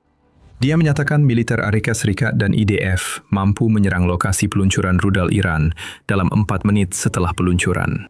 Bagaimana itu bisa terjadi? Pasukan sekutu telah melemahkan kemampuan rudal Iran sehingga peluncuran makin jarang dan dilakukan dengan peluncur yang dikeluarkan, digunakan, lalu segera disembunyikan kembali oleh Iran. Agar serangan terhadap peluncur-peluncur ini bisa terjadi hanya 4 menit setelah digunakan, AS harus memiliki cara untuk segera mengidentifikasi lokasi peluncur-peluncur tersebut. AES sudah punya dan teknologinya dipakai Angkatan Luar Angkasa AES. Menurut New York Post, hal ini dilaporkan setelah mereka berbicara dengan Brent David Zianik, mantan profesor program Angkatan Luar Angkasa di Universitas Johns Hopkins. AES bisa menemukan lokasi peluncur rudal menggunakan satelit bersensor inframerah untuk mendeteksi asal tembakan roket. Ia menambahkan kemampuan ini penting untuk pertahanan karena bisa mendeteksi rudal, menentukan lokasi peluncur, lalu mencegat dan menghancurkannya, sering dengan rudal Patriot. Pasukan di lapangan diberitahu jika serangan akan datang, sehingga mereka bisa pergi ke tempat perlindungan atau bunker. Teknologi ini berhasil menghancurkan ratusan rudal Iran karena panasnya langsung terlacak, sehingga rudal pertahanan udara bisa segera dikirim ke arah tersebut, menurut The Post. Sangat mungkin bahwa AES juga menggunakan teknologi ini untuk memindai ledakan energi inframerah di wilayah Iran, yang jelas menandakan peluncuran rudal dan memungkinkan AES mengirimkan jet tempur atau menembakkan amunisi jarak jauh ke target baru hampir seketika setelah peluncuran Iran selesai. Zianik tidak menyebutkan sistem luar angkasa mana yang dipakai Amerika untuk ini. Namun Sky Defender mungkin merupakan dugaan yang masuk akal. Teknologi ini memiliki radar berbasis darat yang mendukung pemantauan situasi di domain antariksa, selain bekerja sama dengan Thales Alenia Space untuk mendeteksi ancaman rudal. Satelit yang mengorbit bumi memiliki sensor inframerah untuk mendeteksi peluncuran rudal. Informasi tentang lokasi peluncuran rudal bahkan dapat dikirimkan sebelum rudal tersebut terdeteksi oleh radar berbasis darat lainnya. Kecerdasan buatan tampaknya digunakan untuk meningkatkan sistem. Pada dasarnya, operator AES di lapangan mendapatkan informasi dari satelit pendeteksi inframerah yang dapat mereka gunakan, tampaknya dengan bantuan AI, untuk menentukan posisi peluncuran rudal Iran. Setelah lokasi ditemukan, AS menyerang dan dalam hitungan menit, satu lokasi peluncuran dihapus dari peta. Semua ini bermuara pada satu fakta sederhana bagi Iran. Perang laser telah dimulai, dengan perang luar angkasa juga terjadi, dan tidak ada satupun senjata yang dimiliki Iran yang mampu menyaingi apa yang dibawa Amerika dalam operasi Epic Fury. Laser Odin dan Helios kemungkinan memberi gambaran masa depan pertempuran anti-drone. Apa yang dulunya hanya mimpi bagi para produsen senjata, kini telah berubah menjadi teknologi yang tidak hanya terbukti layak, tetapi juga secara aktif mencegah drone Shahid milik Iran melakukan apa yang dibutuhkan Iran, yaitu mengenai cukup banyak target AES, dan meyakinkan pemerintahan Trump bahwa melanjutkan operasi Epic Fury mungkin akan menimbulkan lebih banyak masalah daripada manfaatnya. Laser dapat menembak jauh lebih cepat daripada bahkan rudal tercepat sekalipun, dan dari segi biaya, laser jauh lebih efisien digunakan dibandingkan rudal mahal yang selama ini digunakan IRAS untuk menghadapi drone Iran. Rudal masih dipakai, tapi dengan kemajuan teknologi laser IRAS, hampir pasti laser akan menggantikan rudal sebagai senjata utama anti-drone. Bagaimana tidak? The New York Times menyebut menembakkan laser hanya butuh $0,50 per tembakan, sedangkan satu rudal Patriot menghabiskan lebih dari $3 juta bagi Amerika Serikat. Dengan kata lain, senjata laser seperti Helios akan mampu menghancurkan lebih dari 850,000 drone Shahid sebelum ISS menanggung biaya yang sama seperti satu rudal Patriot. Perhitungannya sudah jelas. Kita sedang melihat masa depan peperangan anti-drone dan AS sedang mempeloporinya di Iran saat ini. Jika lebih banyak sistem Helios dan Odin dikerahkan, ditambah Israel mengoperasikan kembali Iron Beam miliknya, seluruh strategi berbasis drone Iran, setidaknya untuk menyerang kapal ISRS dan Israel sendiri, akan lenyap. Iran sangat bergantung pada Shahid miliknya. Menurut RBC Ukraina, Iran telah meluncurkan 2.100 unit sejak awal operasi Epic Fury hingga 11 Maret. Jika drone murah Iran kini dapat dihancurkan dengan senjata laser yang lebih hemat biaya, strategi mengirim kawanan drone untuk menguras jutaan dolar senjata Amerika Serikat jadi sia-sia. Seperti Syahid saat Helios mengenainya. Dalam 2 minggu, kita melihat IS-7 mengubah pertempuran udara selamanya. Laser dan satelit inframerah membantu AIS meraih superioritas udara dan menyediakan pertahanan guna meminimalkan serangan udara Iran yang makin terbatas. Bayangkan situasinya, ketegangan memuncak di Laut Cina Selatan dan baku tembak pecah antara Amerika dan Cina. Sebuah kapal induk drone Jutian milik Cina lepas landas dan melepaskan puluhan UAV mematikan yang melesat menuju pangkalan militer Amerika di suatu tempat di rantai pulau pertama. Sirene peringatan serangan udara meraung di pangkalan dan pasukan pertahanan udara Amerika Serikat segera bergerak. Namun, alih-alih langit dipenuhi dengan rudal anti-drone dan tembakan senjata, pangkalan itu justru hanya meluncurkan beberapa UAV miliknya sendiri. Ini tampak seperti respons yang sama sekali tidak memadai. Bagaimana beberapa drone ini akan menghadapi kawanan drone besar yang mendekat? Namun saat drone Amerika Serikat mendekati kawanan tersebut, drone Tiongkok mulai berjatuhan dari langit, lumpuh dan sama sekali tidak berguna. Para komandan Tiongkok pun terkejut. Kawanan mereka telah dikalahkan dan mereka hanya bisa menyaksikan saat rudal berpemandu Amerika Serikat mulai meluncur menuju Jutian yang mundur dengan tergesa-gesa. Terdengar seperti fiksi ilmiah, tapi itu benar-benar nyata. Amerika Serikat telah berhasil menguji dan sedang sibuk menerapkan sistem anti-drone baru yang secara harfiah dapat menjatuhkan drone musuh dari langit tanpa menembakkan satu peluru pun atau menabraknya secara langsung. Coyote Block 3 NK. Jadi inilah informasi mendalam tentang senjata inovatif dan futuristik ini, serta bagaimana senjata ini bisa menjadi penentu dalam bentrokan antara Amerika Serikat dan Tiongkok, Rusia, atau Iran. Rekaman yang dirilis dari uji coba Angkatan Darat Amerika Serikat di Yuma Proving Grounds, Arizona pada awal tahun 2026 menunjukkan Coyote Block 3 NK yang berarti non-kinetik melumpuhkan segerombolan drone hingga jatuh dari langit. Uji coba ini yang dikenal sebagai sistem penanggulangan terintegrasi untuk pesawat nirawak kecil, lambat dan terbang rendah atau LIDS bertujuan untuk memvalidasi varian terbaru Coyote dalam serangan saturasi drone berintensitas tinggi. Sekitar 10 drone mendekat dari berbagai arah untuk menguji sensor frekuensi radio Ku-band pada radar pendukung dan kemampuannya melacak mereka serta kemampuan Coyote untuk mengunci target, mengambil keputusan dan menyerang. Dan berdasarkan rekaman yang disediakan oleh produsen Raytheon, uji coba tersebut berhasil dengan gemilang. Dalam rekaman tersebut, drone yang mendekat langsung jatuh dari langit saat mereka berada di dekat Coyote.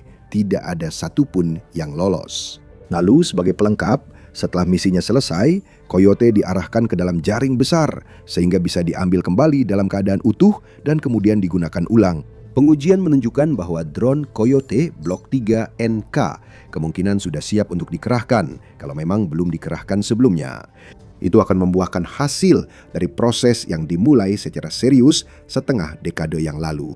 Pada Februari 2021, Departemen Pertahanan Amerika yang baru-baru ini diganti namanya menjadi Departemen Perang oleh Presiden Donald Trump mengumumkan bahwa mereka telah memberikan kontrak senilai $33 juta kepada Raytheon untuk mengembangkan kemampuan serangan otonom Coyote Block 3. Pemberian kontrak tersebut yang dimaksudkan untuk mendukung inisiatif Advanced Strike Angkatan Laut di masa depan atau FAST mencakup pekerjaan untuk mencapai kemampuan peluncuran operasional dari kapal permukaan tak berawak atau USV dan kapal bawah air tak berawak atau UUV dan memiliki tanggal penyelesaian yang diharapkan pada Februari 2024. Kemajuan yang signifikan tampaknya telah dicapai karena pada April 2022, Departemen Pertahanan mengumumkan modifikasi kontrak senilai $10 juta secara khusus untuk merancang, membangun, dan mengintegrasikan rakitan tabung peluncur Coyote Block 3 ke dalam UUV. Kontrak tersebut juga mewajibkan Raytheon untuk membeli dan mengirimkan sistem udara yang dibutuhkan untuk demonstrasi UUV, serta menyediakan dukungan rekayasa sistem, integrasi, dan pengujian untuk serangan presisi jarak jauh dengan volume tinggi.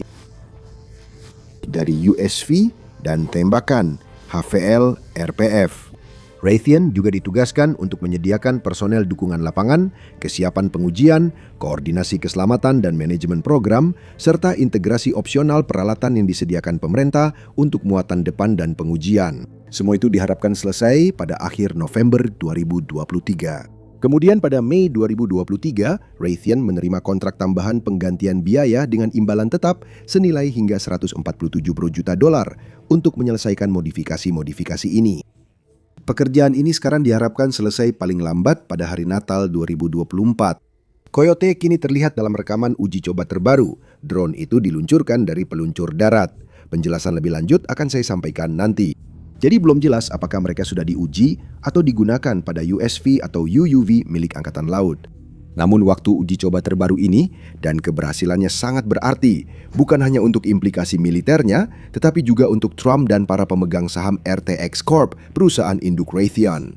Pada Januari 2026, Trump mengeluarkan perintah eksekutif yang mengancam akan membatasi dividen dan pembelian kembali saham dari kontraktor pertahanan Amerika Serikat, kecuali mereka meningkatkan kinerja pengiriman. Pentagon kemudian mengumumkan evaluasi kinerja menyeluruh terhadap para kontraktornya dengan RTX Corp disebut sebagai salah satu perusahaan utama yang menjadi target.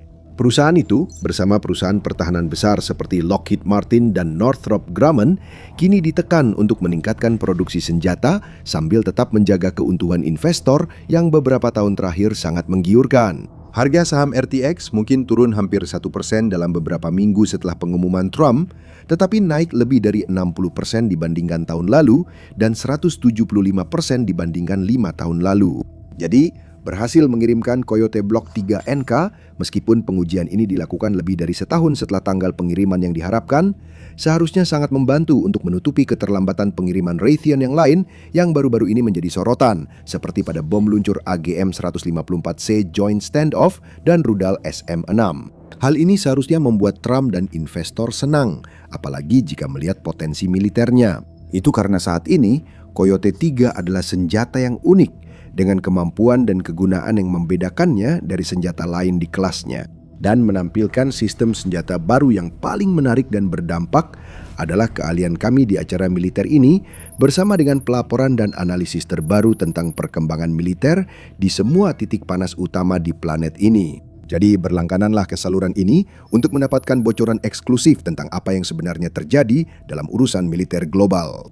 Sekarang, seperti namanya, Coyote Block 3 adalah evolusi ketiga dari platform Coyote. Kedua evolusi sebelumnya, Coyote Block 1 dan Coyote Block 2, sudah digunakan oleh militer Amerika Serikat, yang menegaskan betapa tingginya penghargaan terhadap platform ini. Block 1 asli adalah hasil dari spesifikasi tahun 2004 dari Kantor Penelitian Angkatan Laut ISS atau ONR untuk Sonoshoot Launch Unmanned Aerial Vehicle atau SLUAV. Ini dimaksudkan sebagai kendaraan sekali pakai yang disimpan dan diluncurkan dari dispenser sonobuoy standar di udara dengan misi utama memberikan kemampuan pengintaian jarak jauh bagi pesawat patroli P-3C Orion.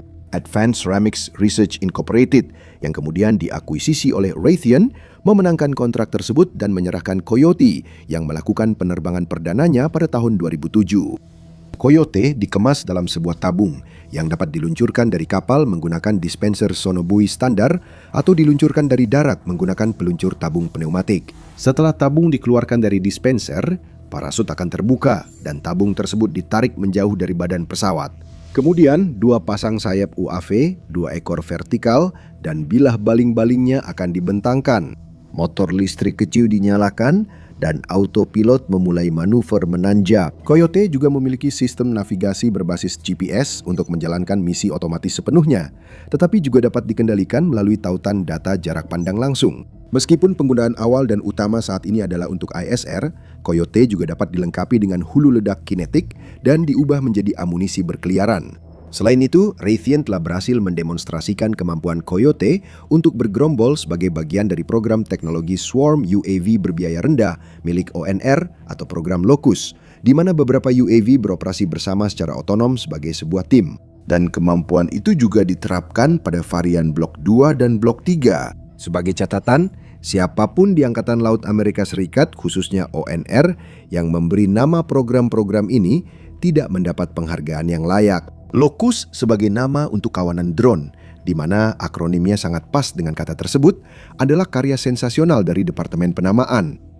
Tapi bagaimanapun juga, meskipun kemampuan Coyote untuk bergerombol membuatnya menjadi kandidat untuk program Locust, Kecepatannya yang relatif lambat membuatnya agak kurang diuntungkan, khususnya saat butuh respon cepat menghadapi drone musuh yang masuk dengan kecepatan tinggi.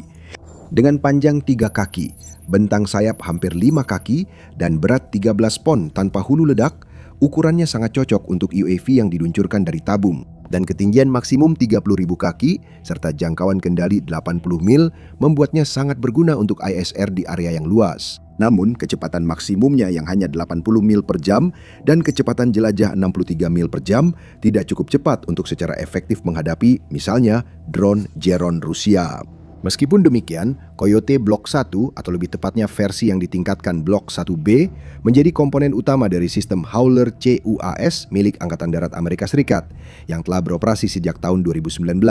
Angkatan Darat membeli ribuan unit untuk digunakan dalam sistem MLIDS, yaitu sistem penangkalan terintegrasi bergerak untuk pesawat tak berawak yang rendah, lambat, dan kecil, serta FSLIDS, yaitu sistem penangkalan terintegrasi lokasi tetap untuk pesawat tak berawak yang rendah, lambat, dan kecil. Dan Korps Marinir AS juga mulai menggunakan Blok 1B sebagai bagian dari sistem pertahanan udara berbasis darat atau GBAD untuk pertahanan anti-UAV pada tahun 2018.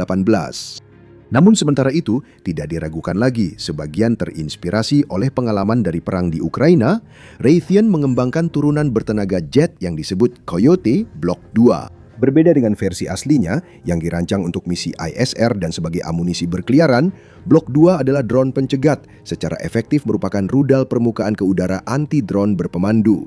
Drone ini diluncurkan dengan roket dan ditenagai mesin turbojet kecil saat terbang.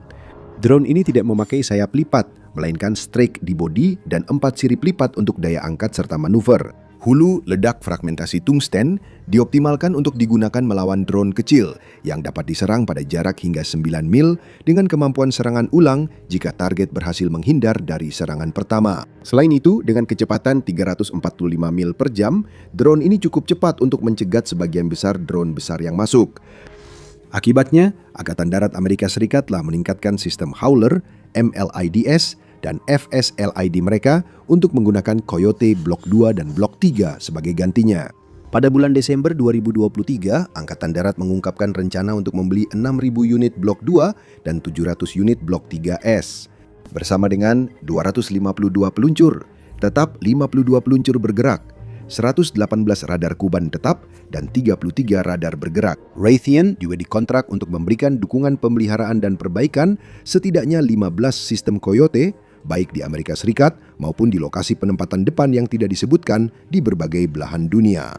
Konfigurasi MLIDS saat ini terdiri dari kendaraan tahan ranjau 4x4 MATV dengan kubah yang dipersenjatai peluncur Coyote 2 peluru di samping meriam otomatis 30 mm XM914. Kubah ini dilengkapi sensor elektrooptik untuk mendeteksi dan melacak drone masuk, serta radar Kuban yang dipasang di tiang untuk mengarahkan Coyote. Sistem MLID lengkap juga mencakup kendaraan MATV kedua yang dilengkapi dengan sensor tambahan dan kemampuan peperangan elektronik.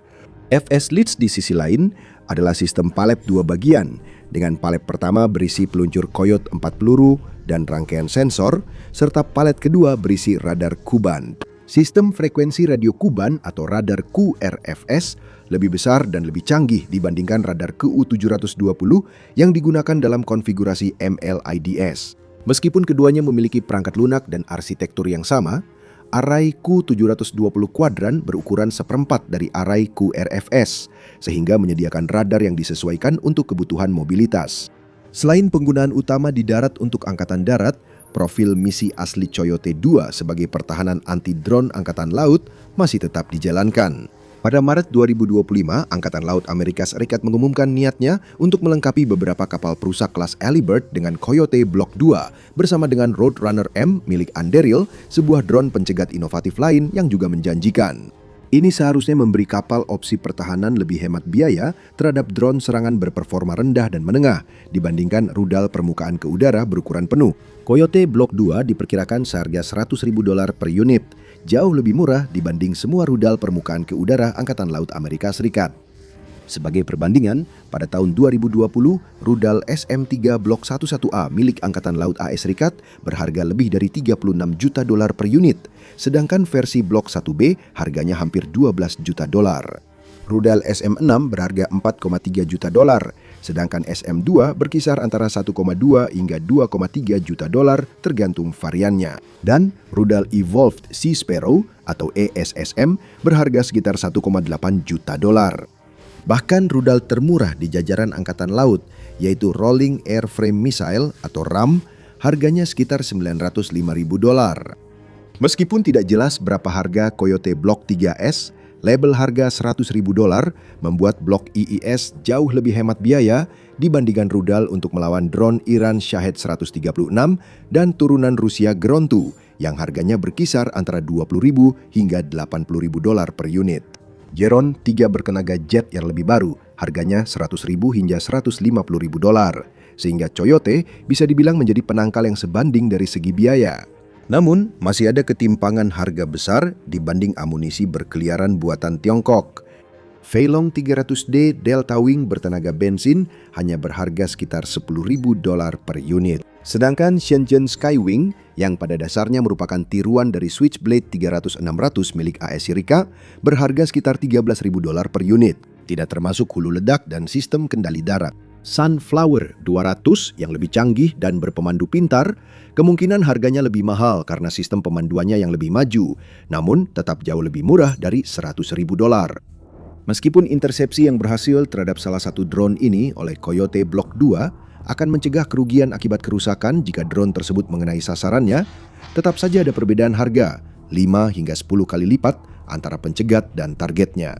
Block 3NK dapat membuat perbedaan besar, terutama melawan kawanan drone dari kapal induk drone Jutian atau peluncur kawanan drone di kendaraan ringan milik Tiongkok. Sebagian besar spesifikasi dirahasiakan, namun dari rekaman tampak Block 3NK punya tata letak sayap seperti Block 1 diluncurkan dengan roket pendorong, dan tampaknya sedikit lebih besar dari versi aslinya. Yang paling menarik, Raytheon belum mengungkapkan metode non-kinetik yang digunakan Block 3 untuk membuat drone kehilangan kendali dan berputar hingga jatuh ke tanah atau laut tergantung situasinya. Ini menimbulkan spekulasi apakah sistem ini memakai hulu ledak gelombang mikro berdaya tinggi HPM atau perangkat peperangan elektronik untuk melumpuhkan target.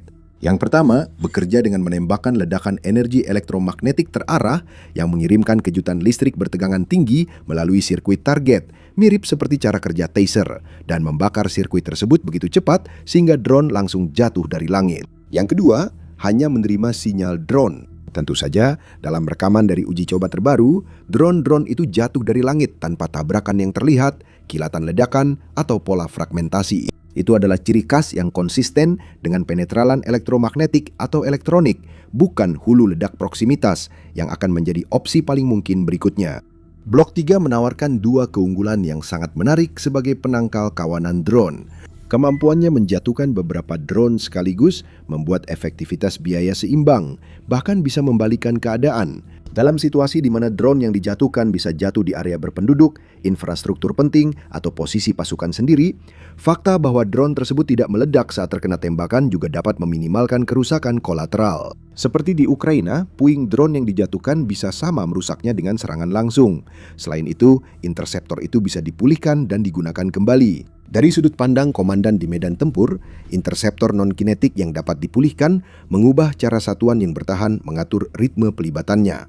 Daripada menembakkan satu rudal per drone hingga peluncur habis, efektor loitering bisa ditempatkan di jalur masuk yang diprediksi, diarahkan radar, bertugas mengganggu atau melumpuhkan beberapa ancaman, lalu kembali untuk dipersiapkan ulang dengan cepat.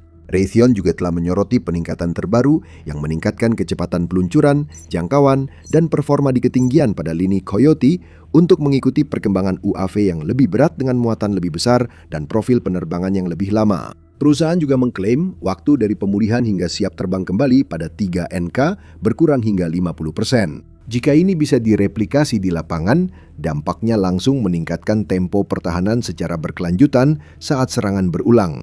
Selain itu, Blok 3 juga dapat berfungsi sebagai simpul dalam jaringan komando dan kontrol pertahanan udara area depan. Seperti disebutkan sebelumnya, Coyote bisa terhubung dengan Coyote lain untuk otomatis membagi target dan menentukan cara serang paling efisien tanpa operator manusia. Coyote juga dapat mengatur medan serangan untuk menghadapi beberapa target sekaligus. Secara total, Coyote bisa berpatroli dan menyerang hanya dengan biaya bahan bakar dan peremajaan baterai, tanpa mengorbankan rangka pesawat serta perangkat sensor berharga tiap pertempuran. Sementara itu, bahkan sebelum uji coba sukses terbaru ini, Angkatan Darat tampaknya sudah sangat antusias dengan potensi sistem Coyote. Pada Oktober 2025, Departemen Perang Amerika Serikat mengumumkan kontrak senilai hampir $5 miliar untuk interceptor Coyote dengan pengiriman berlangsung hingga tahun 2033.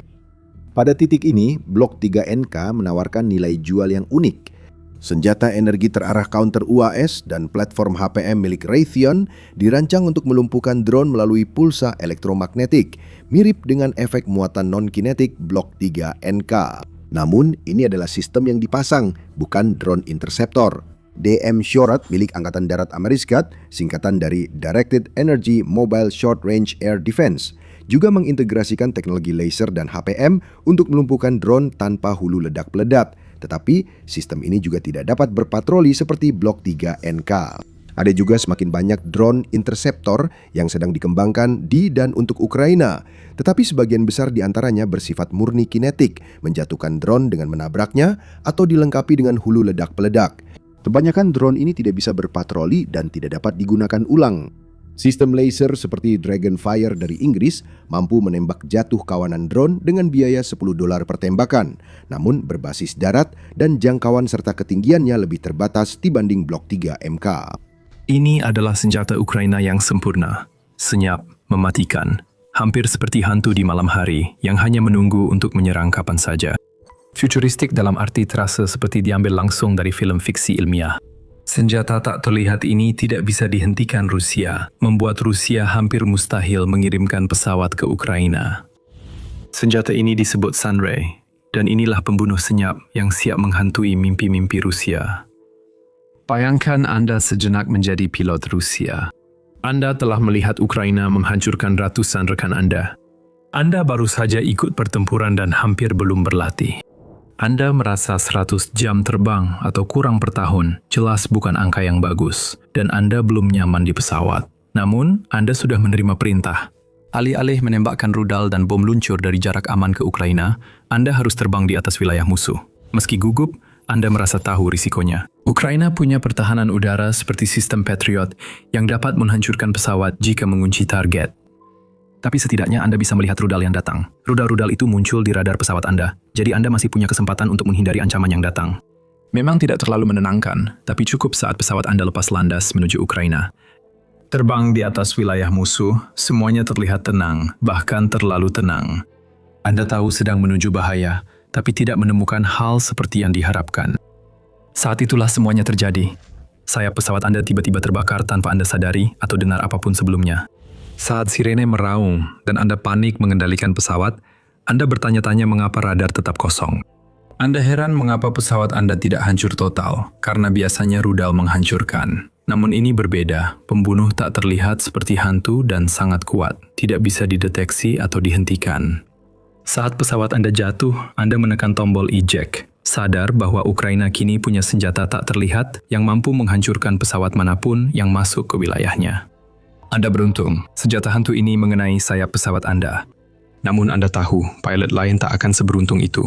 Mereka terbakar bersama pesawat, bertanya hal yang sama seperti Anda sekarang. Ancaman tak terlihat di langit muncul, dan Anda tak tahu apa yang bisa dilakukan Rusia untuk mengatasinya. Ini adalah salah satu dari beberapa kemungkinan masa depan yang menanti para pilot Rusia, dan mungkin juga tentaranya di darat, karena senjata baru Ukraina telah dikerahkan. Senjata ini kini difokuskan untuk pertahanan udara, digunakan menghancurkan drone hanya dalam hitungan detik setelah target ditemukan. Potensi senjata baru ini sungguh luar biasa. Seiring pengembangannya lebih lanjut, senjata portable ini bisa digunakan mulai dari menembak jatuh pesawat hingga menghancurkan tentara Rusia di darat. Tidak satu pun dari mereka yang akan melihat apa yang akan menimpa mereka sampai semuanya sudah terlambat. Tapi mari kita mundur sejenak. Apa yang baru saja kami sampaikan adalah kemungkinan masa depan untuk senjata yang sedang dibangun Ukraina. Ini adalah senjata yang berbeda dari apapun yang pernah kita lihat di persenjataan Ukraina. Dan satu-satunya senjata lain yang bisa dibandingkan dengannya membutuhkan biaya berjuta-juta dolar untuk dibuat. Dan mungkin bahkan tidak seefektif apa yang baru saja dikembangkan Ukraina. Sunray telah hadir, dan ini akan mengubah peran di Ukraina selamanya. Kita mulai dari dasar. Pada 10 Februari, United 44, media melaporkan artikel yang diterbitkan di Atlantic di hari yang sama. Artikel tersebut membahas tentang penyebaran Sunray yang digambarkan sebagai senjata laser eksperimental baru yang agak mirip dengan program Helios milik Amerika Serikat.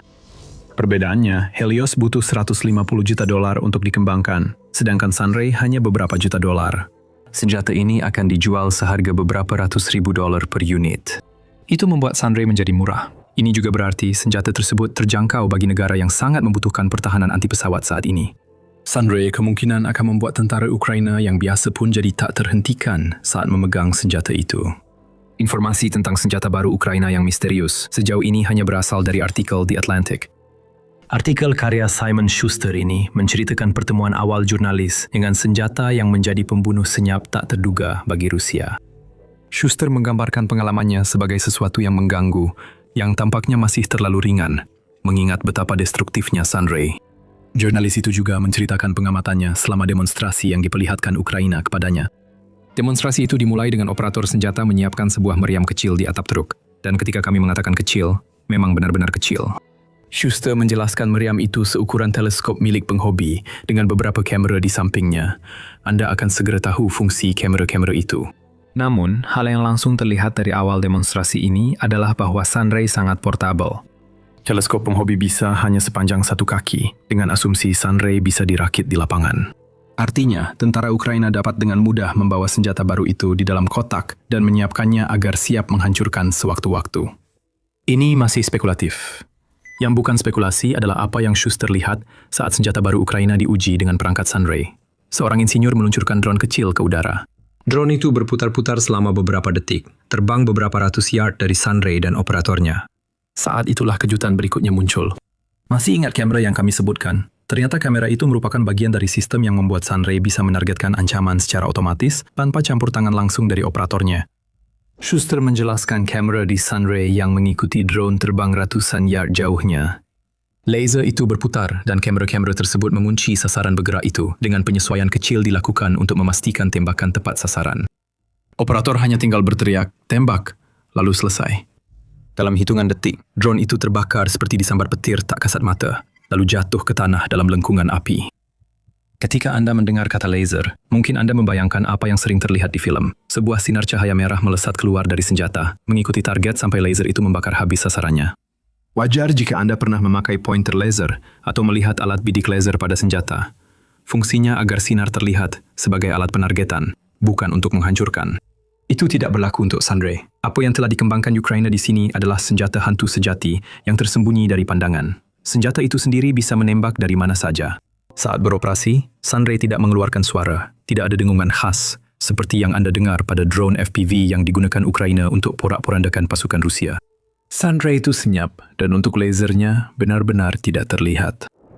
Ingat lagi pilot hypothesis yang telah kita bahas. Sekarang, bayangkan jika sinar Sunray menargetkan kokpit pilot, sinar itu benar-benar bisa menembus kaca kokpit tanpa pilot itu menyadarinya, sampai kacanya pecah dan kokpit mulai terbakar. Itu sudah buruk kapan saja, tapi di puluhan ribu kaki, kehancuran kokpit sama saja dengan vonis mati. Tentu, catatannya kita belum tahu seberapa jauh jangkauan Sunray. Laser dapat berjalan terus hingga mengenai objek, namun hujan dan kabut bisa memengaruhi jalurnya dan menyebabkan penyebaran. Banyak hal akan bergantung pada kualitas kamera yang digunakan di Sunray dalam hal jangkauan. Sejauh ini, Sunray kemungkinan bisa menjadi sistem modular. Kamera mungkin sedang dikembangkan untuk menghancurkan target dari jarak yang sangat jauh. Kita hanya bisa menunggu hasilnya. Seperti yang akan dibahas nanti di video ini, kita harus menunggu dan melihat apakah senjata hantu baru ini berpotensi dikerahkan di garis depan Ukraina. Jika memang demikian, besarnya teror psikologis yang akan ditimbulkan pada tentara Rusia hanya dengan keberadaannya saja akan sangat menakutkan. Selain itu, masalah terbakar tiba-tiba akan dibahas di akhir video. Anda sedang menonton acara militer yang memberi gambaran lengkap, bukan sekedar berita utama. Berlangganan hari ini agar tetap selangkah lebih maju. Ukraina kini punya senjata baru yang sangat menakutkan. Satu-satunya hal yang bisa menenangkan ketakutan Rusia adalah bahwa Sunray masih dalam tahap prototipe. Tapi bahkan itu saja sudah menjadi kekhawatiran. Senjata ini sudah cukup baik untuk membakar drone dari jarak beberapa ratus meter hanya dalam hitungan detik. Saat ini, pasukan Rusia pasti bertanya-tanya, seberapa hebat lagi Sunray nantinya? Tidak ada jawaban langsung untuk pertanyaan ini, kita tahu itu. Sunray dan beberapa senjata inovatif lain sedang dirancang untuk memperkuat kemampuan Ukraina menghancurkan drone jarak jauh yang rutin dikirim Rusia. Untuk saat ini, tujuan utama Sunray adalah menghancurkan drone-drone itu, dan ini sangat penting. Cukup lihat statistiknya untuk tahu alasannya. Ukraina menyebut Presiden Ukraina Volodymyr Zelensky baru saja melaporkan serangan udara besar Rusia ke Ukraina pada Januari. Menurut Zelensky, Rusia menghabiskan bulan tersebut dengan meluncurkan 158 rudal, sekitar 5.500 bom berpemandu, dan lebih dari 6.000 drone tipe serang ke Ukraina. Perlu diketahui bahwa Zelensky secara khusus menyebut drone serang. Rusia juga mengirim drone umpan ke Ukraina untuk mengelabui pertahanan udara. Jadi jumlah drone kemungkinan lebih dari 6.000 seperti yang dilaporkan Zelensky. Ukraina telah berjuang menghadapi serangan drone Rusia yang sangat besar, dan perjuangan itu semakin berat pada paruh kedua tahun 2025. Itu saat Rusia mulai meningkatkan serangan drone. Seperti yang dilaporkan oleh berita BC, tingkat keberhasilan Ukraina dari bulan ke bulan dalam menghadapi drone Rusia secara bertahap menurun sepanjang tahun lalu. Ukraina memulai tahun 2025 dengan tingkat intersepsi sebesar 90%. Drone Rusia memang tidak sempurna, tetapi cukup baik untuk mengurangi kerusakan yang berpotensi ditimbulkan oleh drone-drone tersebut secara signifikan. Pada bulan Agustus dan September, yaitu sekitar waktu ketika Rusia meningkatkan skala serangan drone-nya, tingkat intersepsi telah turun menjadi 85%, dan pada bulan Oktober, ketika Rusia mengirimkan 5.312 drone ke Ukraina, tingkat intersepsi turun lagi, kali ini anjlok menjadi 80%. Ini bukan soal kemampuan Ukraina, melainkan soal pasokan. Rusia memakai banyak drone dalam serangannya, karena tahu kawanan besar akan membuat pertahanan Ukraina kewalahan. Disinilah sistem seperti Sunray berperan. Senjata laser tak kasat mata milik Ukraina bekerja dengan cepat, seperti yang kami lihat saat senjata itu menjatuhkan sebuah drone hanya dalam hitungan detik selama demonstrasi yang diberikan kepada Schuster. Senjata ini juga cukup portable untuk dipasang dengan cepat di lokasi manapun yang akan menjadi target serangan drone yang akan datang, dan cukup murah bagi Ukraina untuk diproduksi dalam jumlah besar. Untuk menjadikan Sunray sebagai bagian utama dari pertahanan drone jarak dekatnya, jangan remehkan juga pentingnya biaya rendah dari Sunray. Efisiensi jadi kunci keberhasilan pertahanan Ukraina melawan drone Rusia. Sebagian besar efisiensi dicapai lewat pengembangan senjata baru yang mampu menghancurkan drone lebih cepat dan hemat biaya dibanding sebelumnya. Pavlo Yelizarov, kini Komandan Pasukan Pertahanan Udara Ukraina, menyampaikan hal itu kepada The Atlantic. Tentu saja, kamu bisa menggunakan Bentley untuk mengangkut kentang, kata Yelizarov. Tapi itu mungkin bukan cara paling cerdas untuk melakukan pekerjaan itu. Kamu bisa menembakkan rudal ke drone Shahid murah dengan mesin seperti mesin pemotong rumput, tapi bukankah sebaiknya pakai yang lebih murah, cepat, dan efisien? Itulah Sunray, dan senjata hantu baru Ukraina yang menakutkan itu hanyalah salah satu dari beberapa yang sedang dikembangkan Ukraina. Jadi, Ukraina bisa menciptakan generasi baru pertahanan udara yang akan menghancurkan drone Rusia dengan biaya yang sangat rendah bagi Ukraina. Negara ini mengembangkan sistem pertahanan udara mirip Iron Dome Israel, sementara Ukraina membuat versi sendiri dengan biaya lebih rendah. Israel memiliki wilayah sekitar 30 kali lebih kecil dari Ukraina yang harus dijaga, dan satu batch rudal pencegat untuk sistem pertahanan udara Dome, harganya mencapai $100 juta pada tahun 2012. Setelah lebih dari 13 tahun, inflasi Israel kini kemungkinan mengeluarkan jauh lebih banyak untuk menjaga sistem pertahanan udaranya. Ukraina tidak memiliki sumber daya untuk menyamai $100 juta yang dibutuhkan untuk rudal pencegat, apalagi $3 miliar yang harus mereka keluarkan berdasarkan hal itu, dengan wilayah yang harus dipertahankan dari serangan yang datang 30 kali lebih luas. Seperti dikatakan Menteri Pertahanan Ukraina, Mikhailo Fedorov, kubah anti-drone sangat penting bagi kelangsungan Ukraina. Kubah anti-drone bukan soal masa depan, tapi soal bertahan hidup saat ini. Fedorov menyebut Sunray sebagai senjata yang meningkatkan peluang Ukraina bertahan hidup. Senjata lain yang dilaporkan di Atlantic adalah P1 Sun. Tidak seperti Sunray yang tidak bisa dideteksi sebelum menghancurkan, P1 Sun adalah drone interceptor yang terlihat saat bertugas jika cukup dekat. Bentuknya mirip termos besar. Senjata ini berisi sekitar 500 gram C4 di bagian dasarnya dan memiliki desain 4 rotor yang lebih dari cukup untuk mendorongnya pada kecepatan yang dibutuhkan untuk mencegat drone tipe Shahid Rusia yang bergerak lambat. Sunray masih dikembangkan, sedangkan P1 Sun sudah sering dipakai. Drone dicetak dengan printer 3D dan biayanya sekitar $1.000. Mereka dapat mencapai ketinggian hingga 30.000 kaki. Mereka telah bertanggung jawab menghancurkan 1.000 proyektil, termasuk lebih dari 700 drone Shahid sejak diperkenalkan ke sistem pertahanan udara Ukraina. Produsen drone Skyfall menyatakan mereka tengah mengembangkan perangkat lunak komunikasi baru agar Ukraina bisa menempatkan drone di seluruh negeri. Siap terbang kapan saja saat drone Rusia menyerang. Senjata seperti P1 Sun dan Sunray persis seperti yang dibutuhkan Ukraina dari segi biaya. Setiap syahid yang dihancurkan P1 Sun diperkirakan menelan biaya sekitar $35.000 untuk dibuat. Meski jumlahnya bisa berbeda tergantung jenis dan kemampuannya. Meski begitu, rasio P1 Sun adalah 35:1 untuk setiap drone yang berhasil dihancurkan. Dalam kasus Sunray, unit ini mungkin menelan biaya ratusan ribu dolar untuk dibuat, namun bisa digunakan kembali dan tidak memerlukan amunisi mahal. Unit ini memakai cahaya untuk membakar target dan bisa digunakan berulang kali. Biaya per Sunray diasumsikan $250.000. Ukraina cukup hancurkan 7 atau 8 syahid untuk balik modal. Setelah itu, tiap penggunaan Sunray jadi keuntungan murni. Yelizarov membandingkan laser baru Ukraina dengan sistem seperti Helios secara singkat. Banyak perusahaan Amerika digerakkan oleh uang, kata Yelizarov pada Schuster. Bagi mereka, itu pekerjaan dan mereka dibayar. Kami punya faktor lain, yaitu kebutuhan bertahan hidup. Karena itu, kami bergerak lebih cepat. Pertanyaannya kini, seberapa jauh Sunray bisa mempercepat pergerakan Ukraina? Kami sudah beberapa kali menyebut kata potensi di video ini. Sunray kini akan digunakan untuk bertahan dari drone. Kami juga telah menunjukkan potensi sistem ini untuk digunakan melawan pesawat berawak sebelumnya di video ini. Sekarang bayangkan skenario ini. Satu unit tentara Rusia sedang berusaha melewati zona maut yang telah dibangun Ukraina di sekitar benteng yang diperintahkan untuk diserang oleh pasukan tersebut. Para tentara itu sudah ketakutan. Mereka bisa mendengar suara dengungan drone di atas kepala saat mereka berusaha melewati kawat berduri dan berbagai rintangan lain yang mereka lihat di tanah. Namun, para tentara juga sudah mendengar kisah mengerikan tentang senjata tak terlihat. Senjata hantu ditempatkan di titik penyergapan, menyerang cepat dengan amunisi tak terlihat. Tentara pernah dengar soal laser, tapi itu terdengar gila. Yang mereka tahu, rekan-rekan mereka tiba-tiba terbakar di garis depan, dan tentara lain tidak tahu dari mana serangan itu berasal atau penyebabnya. Mereka hanya tahu mungkin ada sesuatu yang bersembunyi dan menunggu. Mungkin senjata baru Ukraina ada di semak-semak. Mungkin itu tersembunyi di bunker atau di balik puing bangunan di kejauhan. Prajurit Rusia kebingungan saat drone berdengung di atas kepala. Mereka mencari pembunuh senyap yang menewaskan mereka, tapi tak menemukannya. Lalu api pun menyala. Senjata hantu itu menyerang sekali lagi. Akankah itu jadi masa depan garis depan perang Ukraina?